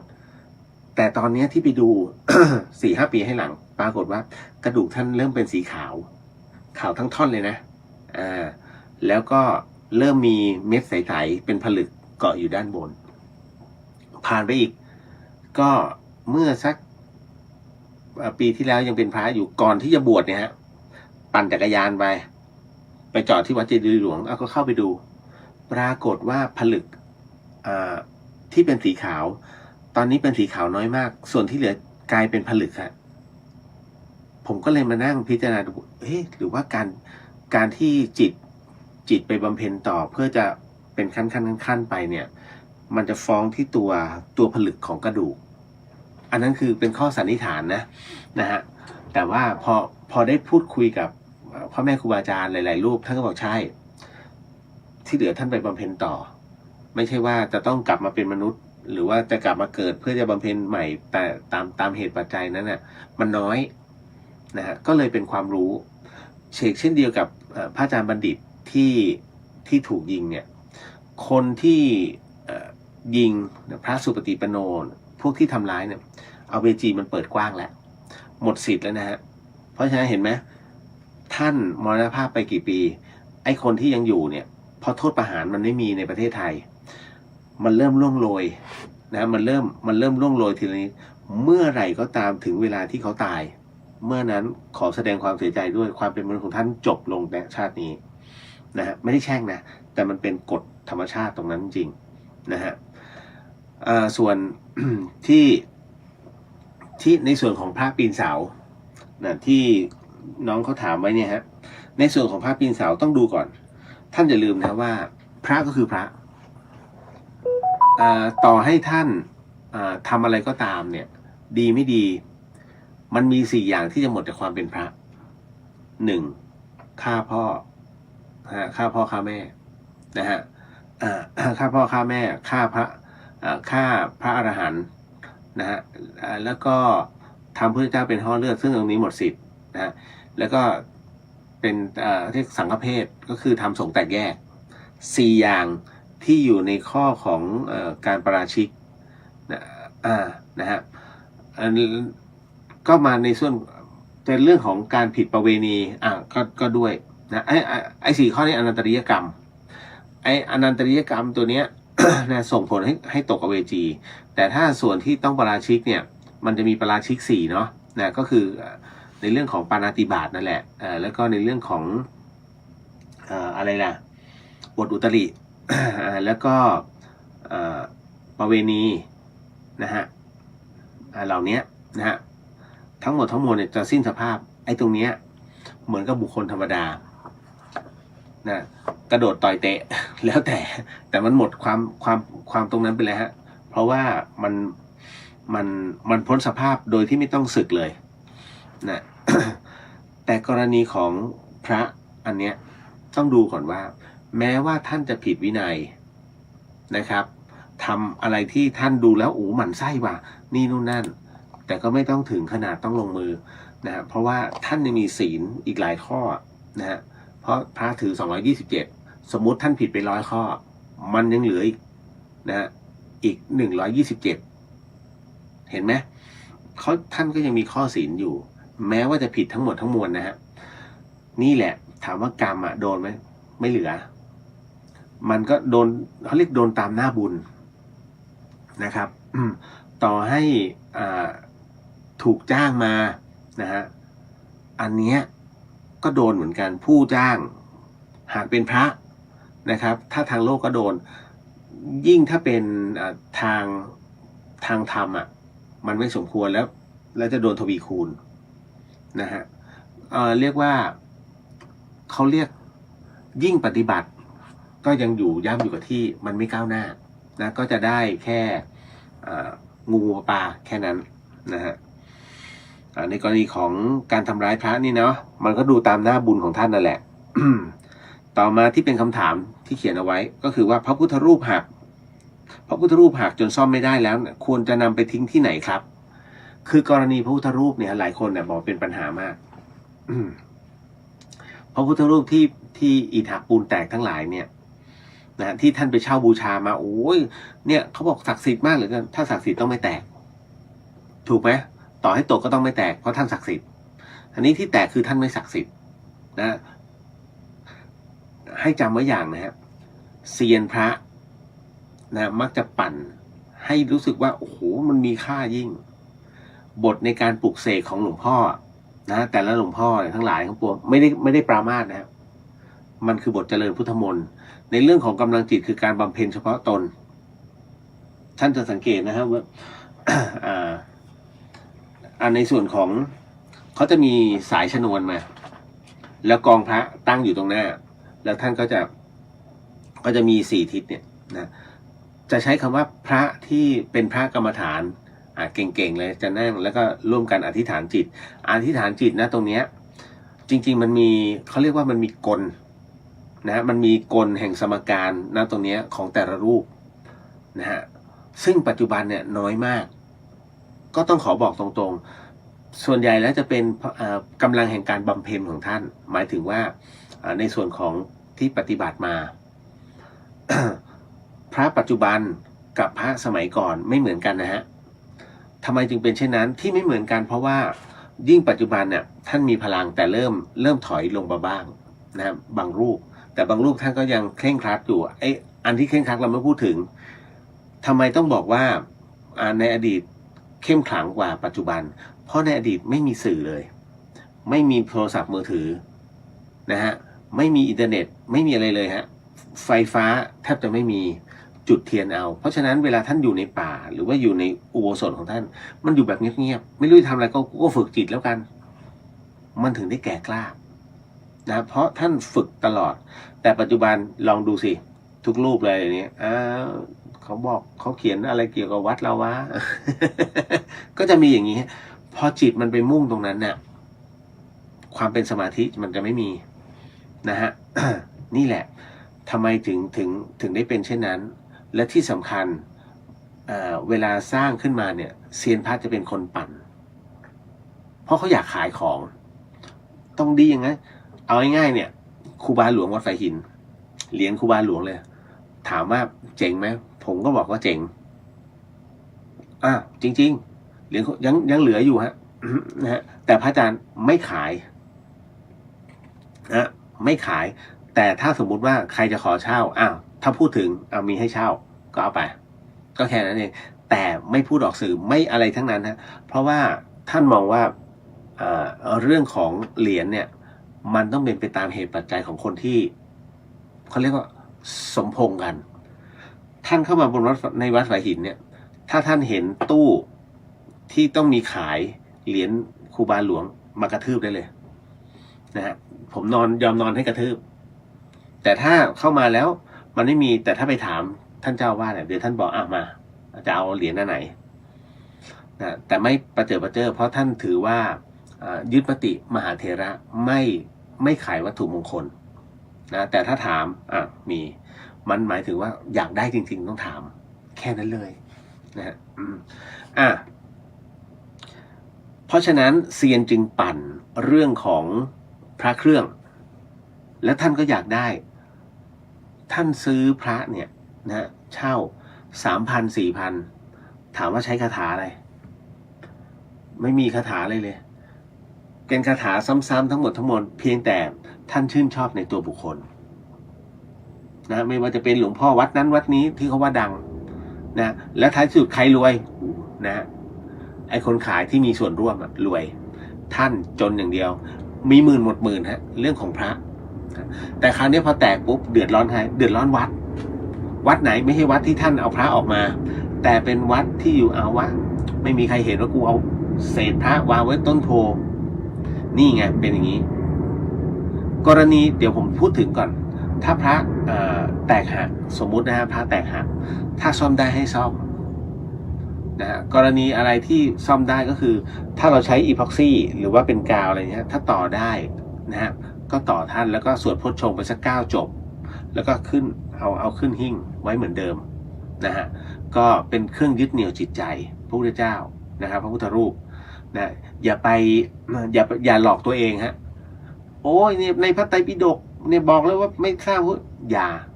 อันเนี้ยถ้าพูดภาษาบ้านๆอย่าไปตอแหลกับตัวเองเรามีพระไว้เป็นเครื่องยึดเหนี่ยวจิตใจแค่นั้นเลยฮะเพราะอย่างน้อยเนี่ยเฮ้ยอย่ายกแก้วเหล้าข้ามหัวเราคล้องพระอยู่มันก็จะเป็นเครื่องเตือนสติเนี่ยแค่นี้ง่ายๆไม่ได้อะไรมากมายนะไปมากกว่านั้นพุทธคุณอยู่ที่ตัวเราไม่ได้อยู่ที่องค์พระนะหลายคนบอกพุทธคุณอยู่ที่องค์พระไม่จริงผมคนหนึ่งน่ะหัวเดชตีนขาดพุทธคุณน่ะมีอยู่ที่ตัวเราเท่านั้นองค์พระเนี่ยฮะแม้ท่านจะบรรจุว่า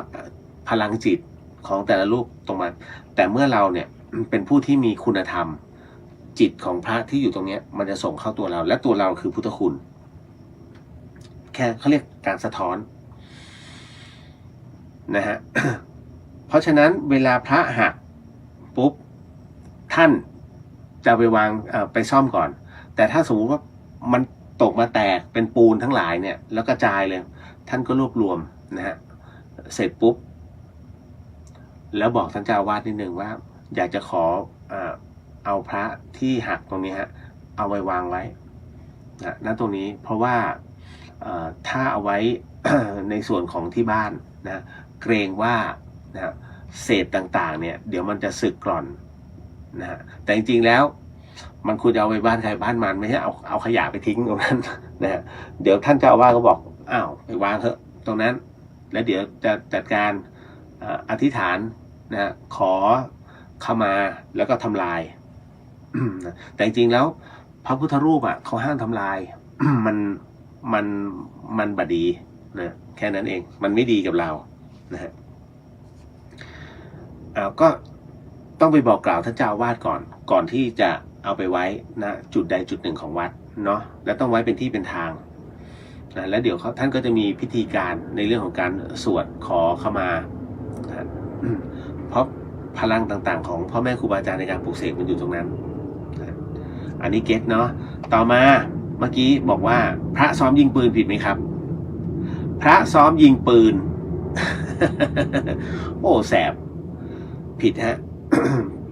พระซ้อมยิงปืนนี่ปาจิตตีข้อ92นะเดี๋ยวนะผิดวินัยปาจิตตีมันมี92ข้อมันจะผิดที่ข้อที่50นะเพราะว่าเคยมีพระขออนุญาตพกปืนนะฮะจริงๆแล้วคือพระที่ไหนขออนุญาตพกปืนท่านทราบไหมจำได้ไหมเมื่อก่อนนี้มีข่าวพระขออนุญาตพกปืนนู่น3 แดนใต้แต่คราวนี้คณะสงฆ์บอกมันไม่เหมาะสมถ้าจะพกปืนจริงๆให้อารมณ์เดียวกับเงินน่ะให้วิทยาวัจกร พกปืนนะอันนั้นก็คือเหตุการณ์มันเคยเกิดขึ้นมาแล้วแต่พระซ้อมยิงปืนนี่ผิดไหมไม่เหมาะฮะปืนเนี่ยเป็นเครื่องประหัตประหารเห็นไหมที่เขาจับกันกุฏิพระนะฮะมีมีดสปาต้ามีปืนนะ1 กระบอกเรียบร้อยนะอันนี้ถึงขั้นไม่แน่ใจนะว่าถึงก็ต้องจับศึกหรือเปล่าครับเพราะว่า1ในเรื่องของกฎหมาย2ในเรื่องของการฆ่าเนี่ยหรือว่าพยายามจะฆ่าจิตอันเป็นอกุศลตรงเนี้ยมันบ่งบอกถึงว่าเตรียมปาณาติบาตนะฮะมีสิทธินะนะฮะอาจจะปาราชิกได้เลยนะครับกรณีตรงนี้มันเคยมีฮะมันเคยมีมาแล้วต่อมาไม่ทราบว่าสงครามต่างๆที่เกิดขึ้นทั่วโลกนี้จะมีผลกระทบกับเราไหมคะและประเทศเราซึ่งไม่ไปทำสงครามกับใครจำเป็นต้องมารับเคราะห์รับกรรมเรื่องราวแบบนี้ด้วยไหมคะ ก็ต้องบอกว่า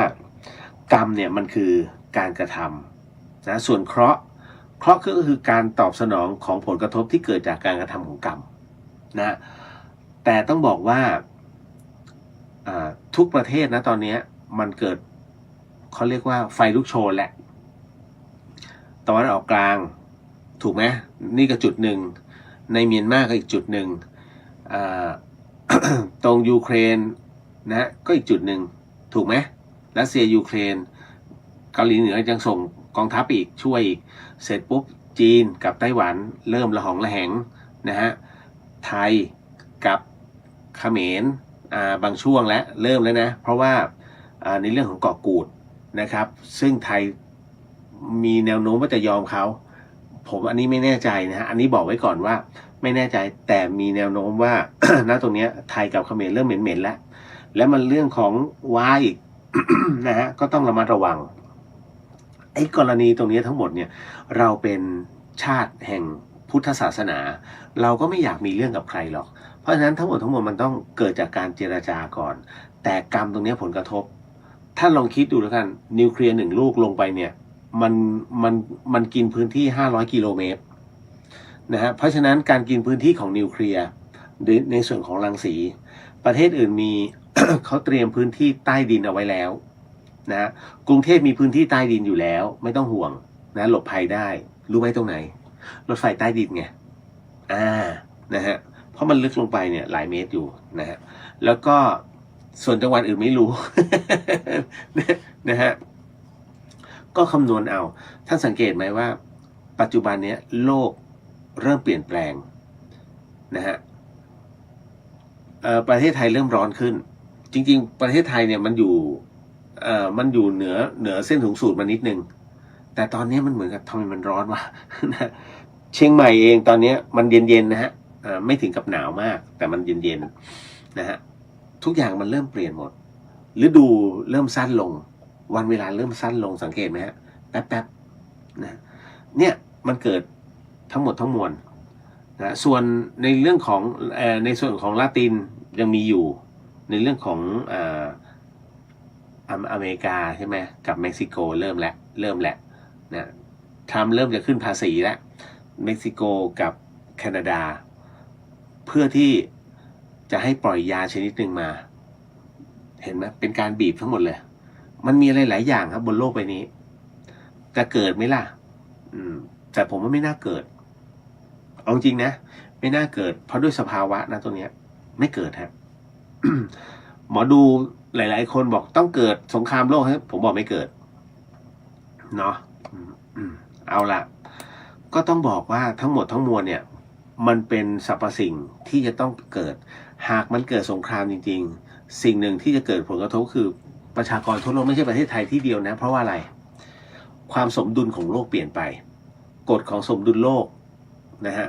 สิ่งหนึ่งสิ่งใดที่ไปมีผลกับส่งให้โลกนั้นเกิดผลกระทบโลกนั้นก็จะส่งผลตรงนี้ฮะสะท้อนกลับมาให้กับสิ่งหนึ่งสิ่งนั้นให้กระทบด้วยเช่นกันทั้งหมดจึงต้องเกิดการบาลานซ์มันต้องมีจุดสมดุลฮะสิ่งใดที่ไม่เกิดความสมดุลสิ่งนั้นย่อมคลอนแคลนเสมอแล้วก็พังทลายลงไปนะดังนั้นเรื่องของแผ่นดินไหวนะฮะมันเป็นเรื่องธรรมดาที่แผ่นดินไหวเพราะว่าเราเองก็มีส่วนในการสูบเอาทรัพยากรใต้พื้นโลกขึ้นมามันจึงเกิดการกลวงโลกรีเซ็ตใหม่กลวงไม่ได้กลวงแล้วทุกอย่างก็แย่นะฮะ พูดง่ายๆเลยฮะระหว่างก็อตเทปอันเนี้ยฮะถ้าตรงเนี้ยถ้าบีบก็งอถูกไหมเพราะมันกลวงก็เหมือนโลกฮะโลกเนี่ยมันข้างในมันเป็นแมกมาแต่มันยังมีอะไรที่มันห่อหุ้มอยู่เพราะเมื่อแมกมามันเย็นลงมันก็คือก้อนแผ่นดินแข็งๆถูกไหมฮะมันเป็นการควบแน่นของโลกมันไม่ได้กลวงแต่เนี่ยมันกลวงเพราะเราสูบมันขึ้นมาทรัพยากรบีบก็วาบลงโลกจึงเอาใหม่กูเซตใหม่แผ่นดินไหวปุ๊บไอ้ตรงนี้ก็เลยกลายเป็นหินนะฮะบ้านที่เคยอยู่ข้างบนปุ๊บก็ซุดลงซุดไปอยู่ใต้พื้นโลกมันกบหมดเซตใหม่มันต้องควบแน่นไม่งั้นอยู่ไม่ได้แค่นั้นเลยนะฮะต่อมาเก็ตเนาะวิทยาศาสตร์ล้วนๆพี่เลียวมีคนจ้องหาเรื่องหนูที่ทำงานคือในโรงงานเรียกว่าทั้งด่าทอทั้งใส่ร้ายทั้งดักทำร้ายพอไปบอกหัวหน้ากลับข้างเขาหนูควรทำไงดี ก็ต้องบอกว่าถ้ามันนิ่งไม่ได้อะน้องเราทำใจนิ่งไม่ได้ก็เปลี่ยนที่นะฮะเปลี่ยนที่ทำงานเถอะนะแต่คิดว่าถ้าเปลี่ยนที่ทำงานแล้วไม่เวิร์กจริงๆก็คงจะต้องทำหนังสือนะเรียกร้องนะศูนย์ดำรงธรรมหรือไม่ก็นายใหญ่เลยนะหรือว่าบริษัทใหญ่เลยแล้วว่าเกิดเหตุการณ์ตรงนี้ขึ้นมาช่วยสอบสวนพนักงานหรือว่าขอทำการเปิดคอร์สอบรมพนักงานทุกคนในเรื่องของตรงนี้เรื่องตีฉินนินทาเนี่ยน้องมันเกิดขึ้นกับทุกๆคนนะไม่มีใครไม่เคยถูกนินทาแม้กระทั่งพระพุทธเจ้าก็ถูกนะครับดังนั้นเนี่ยมันกลายเป็นเรื่องปกติอย่าใส่ใจน้องเอาเรื่องตรงนี้ นะไปทำอย่างอื่นเพราะมันเป็นเรื่องไร้สาระบางคนคิดว่ามันไม่ไร้สาระเพราะท่านเอาใจไปผูกตรงนั้นน้องอย่าเอาใจตัวเองไปผูกกับเรื่องราวแบบนี้ฮะมันเกิดขึ้นเป็นเรื่องถาวรมีองค์กรไหนมั่งที่ไม่มีคนซุบซิบนินทาเลือกมา1 องค์กรนะฮะมีแผนกไหนมั่งที่ไม่มีขาเมาส์ไม่มีมันมีทุกที่แม้กระทั่งหมู่บ้านต่างๆเพราะฉะนั้นการเมาส์กันน่ะสนุกสนานมันเป็นเรื่องของการที่อยากให้ยอมรับว่าอีเนี่ยคือแหล่งข่าวแค่นั้นเลยอยากรู้เรื่องต้องถามยายคนนี้มันดูเหมือนดีนะฮะแต่ไม่ใช่แสดงว่าน้องคนนี้เนี่ยนะฮะกินเผือกเยอะ นะฮะระวังนะกินเผือกมันติดฟันต้องแล้วถ้ากินมันติดเหงือก นะฮะอันเนี้ยก็ต้องระมัดระวังด้วยเนาะกรณีตรงนี้ต่อมาในความเป็นพี่เลียวเมื่อก่อนมีเรื่องผีๆเต็มไปหมดทำไมตอนนี้มีแต่เรื่องธรรมะเต็มไปหมดคือจริงๆต้องบอกอย่างนี้ฮะว่ามันไม่ใช่ มันไม่ใช่ไม่มีเรื่องผีนะแต่เรื่องผีเนี่ยของพี่เลียวเนี่ยเมื่อพิจารณาดูทั้งหมดทั้งมวลเรื่องผีเรื่องวิญญาณมันคือขันธ์ห้าฮะซึ่งมันอยู่ในห่วงของกรรมฐานมันเป็นอสุภกรรมฐานมันเป็นมรณานุสตินะเพราะทั้งหมดไปด้วยกันดังนั้นเนี่ยก็เลยมองว่าถ้างั้นก็เอาธรรมะขึ้นมาตีในเรื่องของผีในเรื่องวิญญาณแค่นั้นเลยเพราะทั้งหมดทั้งมวลมันคือความจริงที่เป็นเหตุของธรรมชาติวิญญาณก็คือ1 หน่วยพลังงานที่มันอยู่ในตัวตนของเราถูกไหมฮะนะเพราะฉะนั้นในเมื่อตัวเรานั้นมีวิญญาณมันเป็นพลังงานที่มันอยู่ของมันอยู่แล้วนะฮะซึ่งตัวหล่อเลี้ยงให้มีธาตุขันธ์ตรงนี้มันก็เป็นเหตุของดินน้ำไฟลมขาดสิ่งหนึ่งสิ่งใดไม่ได้นะดังนั้นเมื่อมันมีเหตุเกิดขึ้นเราก็ต้องเอาจุดที่เป็นธรรมะเนี่ยเอามาตีให้เข้าใจนี่แหละว่าทำไมนั้นจึงเอาธรรมะขึ้นมาก่อนผีแต่ผีเนี่ยมีฮะพอดีว่าหลายๆท่านที่อยากจะเล่าเรื่องผีแต่ผมยังไม่ได้เทสโทรศัพท์เครื่องใหม่นะว่าเสียงมันประมาณไหนเพราะไม่งั้นจะออนแอร์จะใช้เครื่องเดียวในการออนแอร์แล้วก็จะใช้เครื่องนี้ให้ผู้ที่เขาอยากจะเล่าเนี่ยนะโทรเข้ามาเพราะฉะนั้นเนี่ยก็คิดอยู่เหมือนกันนะเดี๋ยวคิดว่าอาจจะไวๆเนี้ยนะฮะมีแน่ต่อมามีน้องถามมาว่าคนที่ชอบทำบุญแบบเอาชนะคนนั้นมันจะได้บุญไหมคะอย่างเช่นหนูทำ500หรือทำ1,000ถ้ามันเห็นเนี่ยมันจะทำเยอะกว่า1 เท่าแล้วมันก็โพสต์บอกเพราะว่ามันทำเพื่อนี่นู่นนั่นแต่จริงๆแล้วมันอยากเอาชนะหนู มีคนแบบนี้มีอยู่จริงนะคือเป็นคนที่คนเนี้ยเป็นคนที่ชอบหลอกตัวเองบุญได้ไหมบุญได้ตามกำลังใจนะแม้ปัจจัยนั้นจะเยอะแต่ได้ตามกำลังใจจำเรื่องของคุณหญิงผ่องเพ็ญได้ไหมที่หลวงพี่ภัสกรท่านได้บอกเอาไว้นะฮะว่าแหมนัดกันมาเล่นไพ่แล้วปรากฏว่า ช่วงนั้นประเทศไทยน้ำท่วมหนักแล้วททบ5เขาก็เปิดตอนนั้นมันจะมีช่องไม่กี่ช่องแล้วก็มีตัววิ่งเป็นรายการกุศลมีตัววิ่งมีตัววิ่งคนนี้ก็เอาเลยคุณหญิงผ่องเพ็ญโทรนะฮะ ขอบริจาคเงิน1 ล้านบาทนี่แล้วเป็นตัววิ่งโอ้ยกรีดกราร์ดกันใหญ่นะไอ้นี่เห็นอุ้ยเหรออุ้ยงั้นฉันโมทนาสาธุฉันไม่มีเงินขนาดนั้นโมทนาสาธุกับผู้ที่ได้ทำบุญขนาดนี้หลังจากนั้นตายไป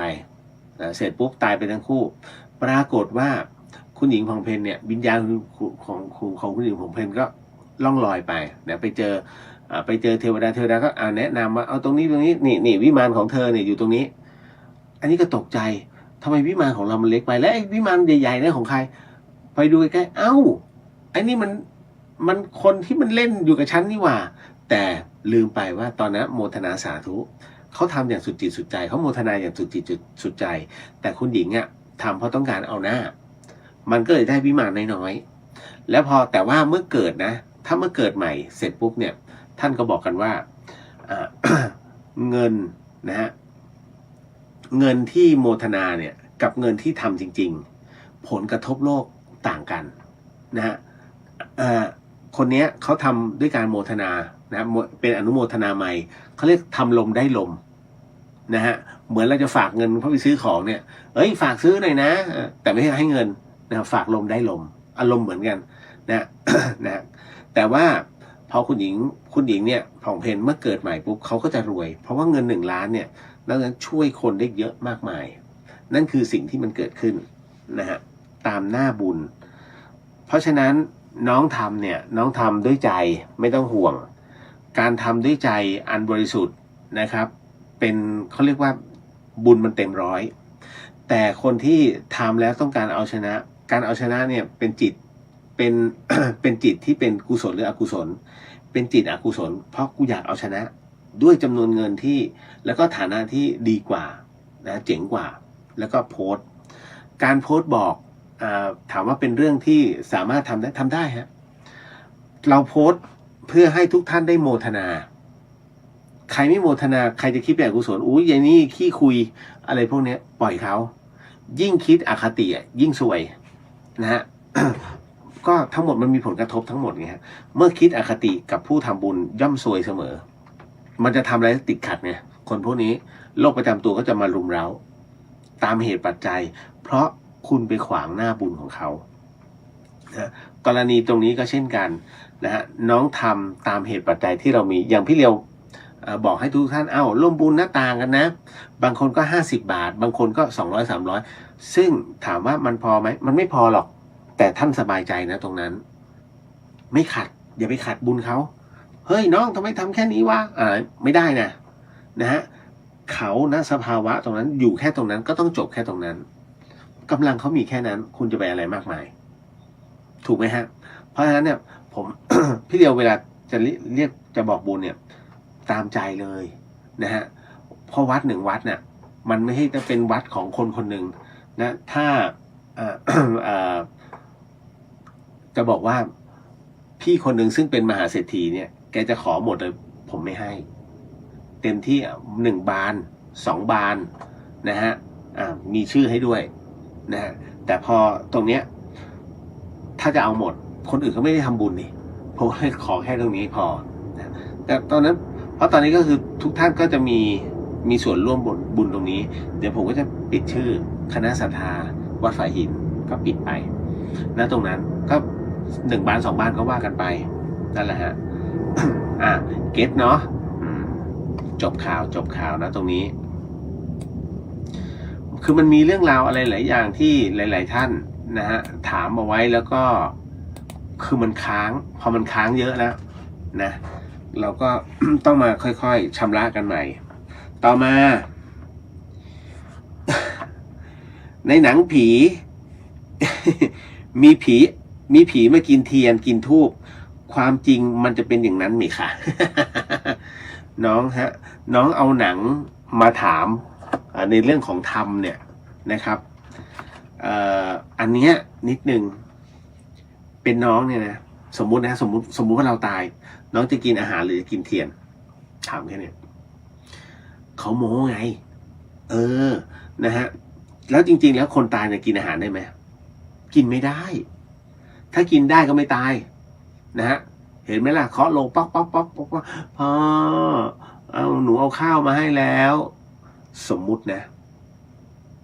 วางไว้นั่นแหละเดี๋ยวกูกินเองเผ็ดไหมวิ่งไหมวิ่งดิ นะถูกไหมก็ขนาด ผมจำไม่ได้แล้วเดี๋ยวใครนะญาติผมอะญาติพี่เหลียวเสียชีวิตแล้วคราวนี้ปรากฏว่าเป็นพระด้วยนะตอนนั้นเป็นพระแล้วก็ไปแล้วปรากฏว่าเสียงโทรศัพท์อะของคนตายอะมันดังคือไม่แน่ใจภรรยาวางไว้ข้างศพหรือว่าวางไว้อีกที่หนึ่งแล้วโทรศัพท์มันดังหลอนไหมล่ะก็ตกใจแต่ที่นั้นมันน่าแปลกใจอันหนึ่งฮะก็คือ ไปงานที่หนึ่งจำได้ว่าแล้วโทรศัพท์มันดังนะฮะ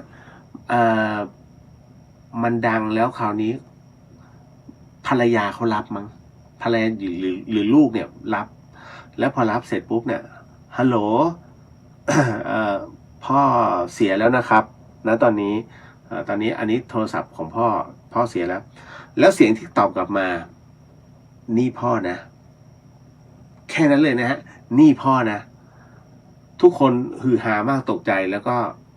ก็เสียงนั้นตัดไปก็คือวางสายไปแค่นั้นเลย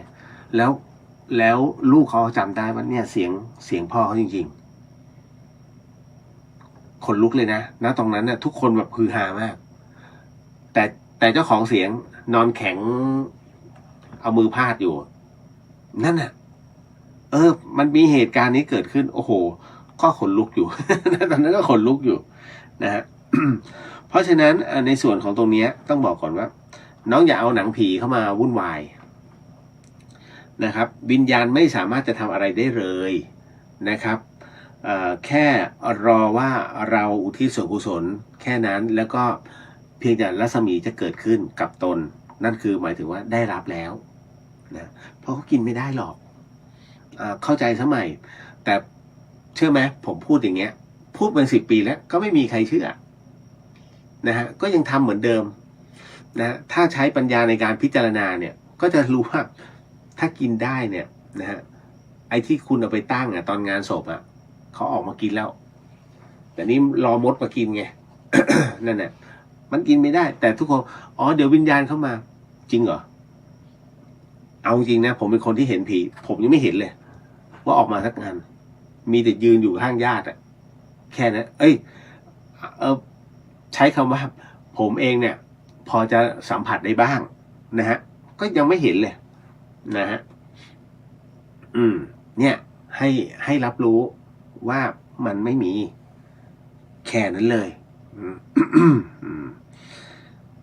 ต่อมาไม่เป็นอย่างนั้นนะความจริงไม่ได้เป็นอย่างนั้นนะฮะวิญญาณก็คือวิญญาณก็คือพลังงานมีพระแอบเปลี่ยนชุดขับรถออกไปนอกวัดตอนค่ำแล้วกลับมาห่มจีวรใหม่แบบนี้จะยังเป็นพระอยู่ไหมคะแล้วเป็นไหมตอนนี้ ก็ยังเป็นพระนะครับเขาเรียกศึกบกทำได้ไหมจริงๆหมดสภาพแล้วตั้งแต่ถอดจีวรแล้วเขาเรียกว่าเอาสิ่งอื่นไปเป็นสรณะแทนองค์พระสัมมาสัมพุทธเจ้าหมดสิทธิ์แล้วนะอันนั้นเรียกเถื่อนตัวจิตเขาจะรู้ดีแล้วบำเพ็ญอะไรเขาเรียกตาลยอดด้วนอารมณ์เดียวกับปาราชิกนั่นแหละทำอะไรไม่ขึ้นนะ ก็ตามเหตุปัจจัยนะตรงนั้นต่อมามันมีอยู่บ่อยๆเมืองเหนือเยอะสังเกตไหมพระที่มีเหตุต่างๆเนี่ยมักจะเกิดส่วนใหญ่เนี่ยเหนือเพราะภาคเหนือเจ้าพิธีมากฮะอันนี้พูดกันตรงๆเลยอันนี้เดี๋ยวสหธรรมิกทั้งหลายอาจจะฟังแล้วมันจะขัดต่อใจนะ ผมจะบอกว่าพิธีการเนี่ยพระเมืองเหนือเยอะที่สุดทุกอย่างคือพิธีการซึ่งนี่แหละเป็นเหตุให้ทำอะไรแล้วช้าเพราะมันมีแต่พิธีจริงๆไม่ได้มีอะไรมากเลยครับพุทธพิธีจริงๆมันสั้นมาก แต่ไม่ได้แต่ต้องมีไอ้นั่นไอ้นี่ไอ้นู่นมีมาฟ้อนเพื่อการฟ้อนต่อหน้าพระเนี่ยบาปแล้วนะ เขาเรียกว่าเอาบันเทิงมาสู่ตรงนี้เหมือนกับลองจิตของท่านแม้กระทั่งพระเองไปวุ่นวายเรื่องของในเรื่องของลมนาทั้งหลายนะฮะรวมไปถึงดนตรีทั้งหลายเนี่ยไม่ได้นะฮะ เป็นพุทธบัญญัติคือผิดซ้ำบ่อยๆท่านให้สึกเพราะถือว่าอันนี้ไม่ใช่ว่าไม่ใช่หน้าที่ของสงฆ์แล้วภาคเหนือเยอะมากนะฮะอย่างกรณีที่เขาเรียกอะไรนะ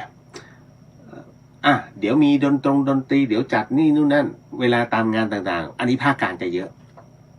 นะฮะงานวัดไงก็จะมีดนตรีเจ้าวาดไม่รู้เรื่องเป็นส่วนใหญ่เป็นกรรมการวัด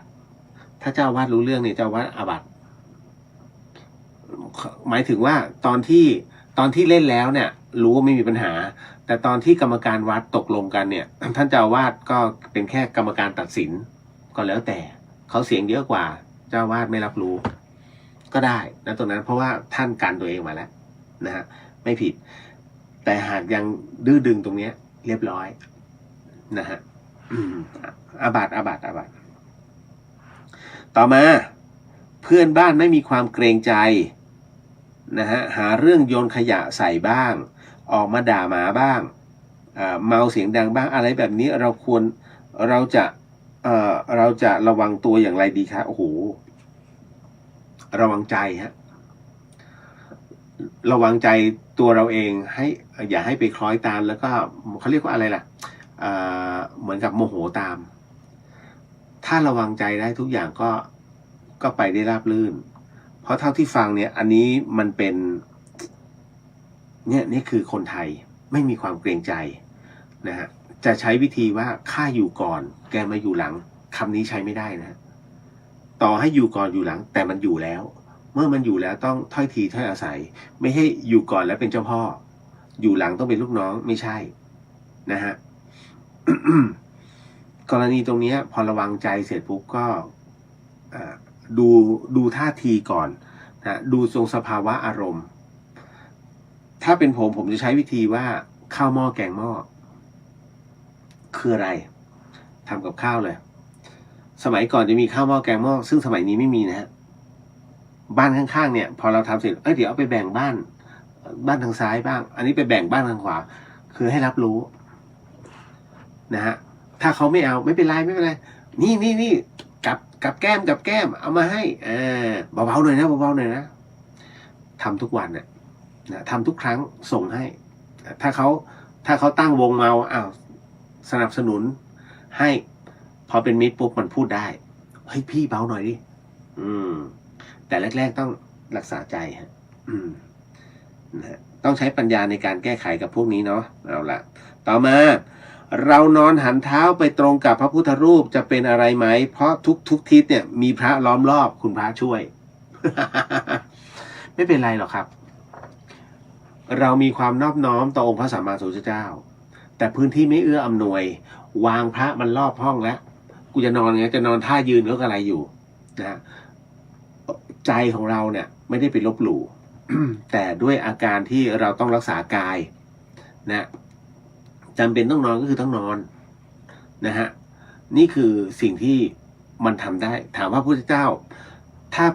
ถ้าองค์พระสัมมาสัมพุทธเจ้าเนี่ยถ้าท่านจะตรัสท่านก็ไม่ได้ว่าอะไรก็เฉกเช่นเดียวกับ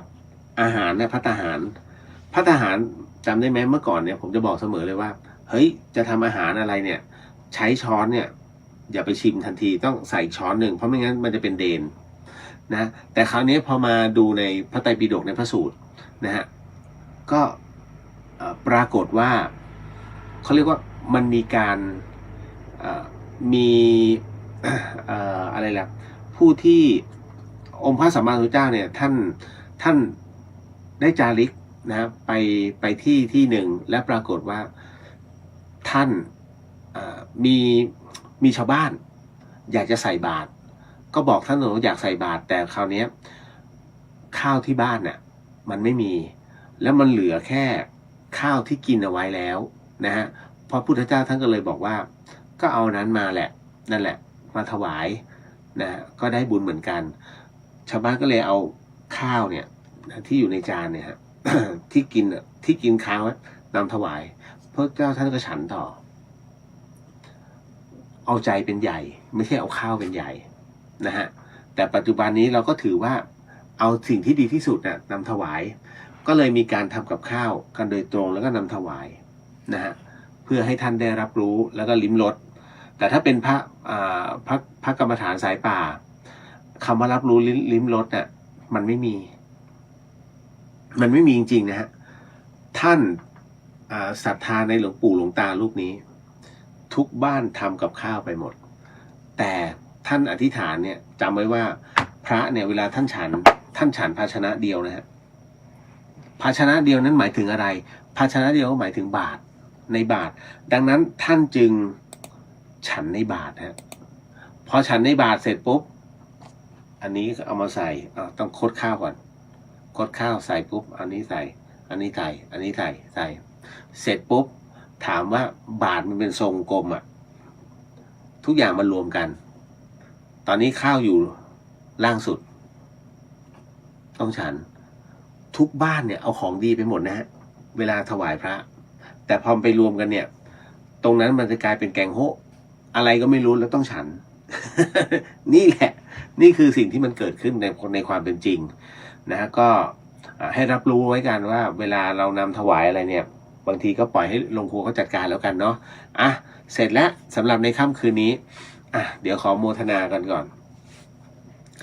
สาธุสิ่งหนึ่งสิ่งใดที่ผิดพลาดพลั้งไปต้องขออโหสิกรรมนะที่นี้ไม่ได้ตั้งใจหรือเจตนานะฮะก็เดี๋ยวพบกันใหม่วันพรุ่งนี้ขอดูก่อนว่ายังว่างอยู่ไหมแต่ว่าสัญญาว่าวันพฤหัสน่าจะได้อยู่เนาะนะฮะสาธุสิทธิกิจจังสิทธิกัมมังสิทธิเตโชชโยนิจังสิทธิลาโภนิรันตรังสัพพะสิทธิพระวันตุเตก็ขอให้กิจการการงานการกระทำทุกอย่างจงสำเร็จมีลาภมีเดชมีอำนาจที่ยั่งยืนขอความสำเร็จทั้งหลายทั้งปวงนั้นจงมาเกิดแก่ท่านให้ถึงพระนิพพานในชาติปัจจุบันโดยเร็วพลันเทินสาธุพักผ่อนเนาะนอนหลับฝันดีกันทุกท่านเนาะแล้วท่านใดที่อยากเจอพี่เลียวหรือว่าอยากจะสนทนาธรรมเนี่ยก็สามารถขึ้นมาได้บนวัดไฟหินนะฮะวันนี้น่าจะเป็นอะไรที่คำทักทายมันไม่ขึ้นเนาะไม่เป็นไรฮะแล้วเจอกันบ๊ายบาย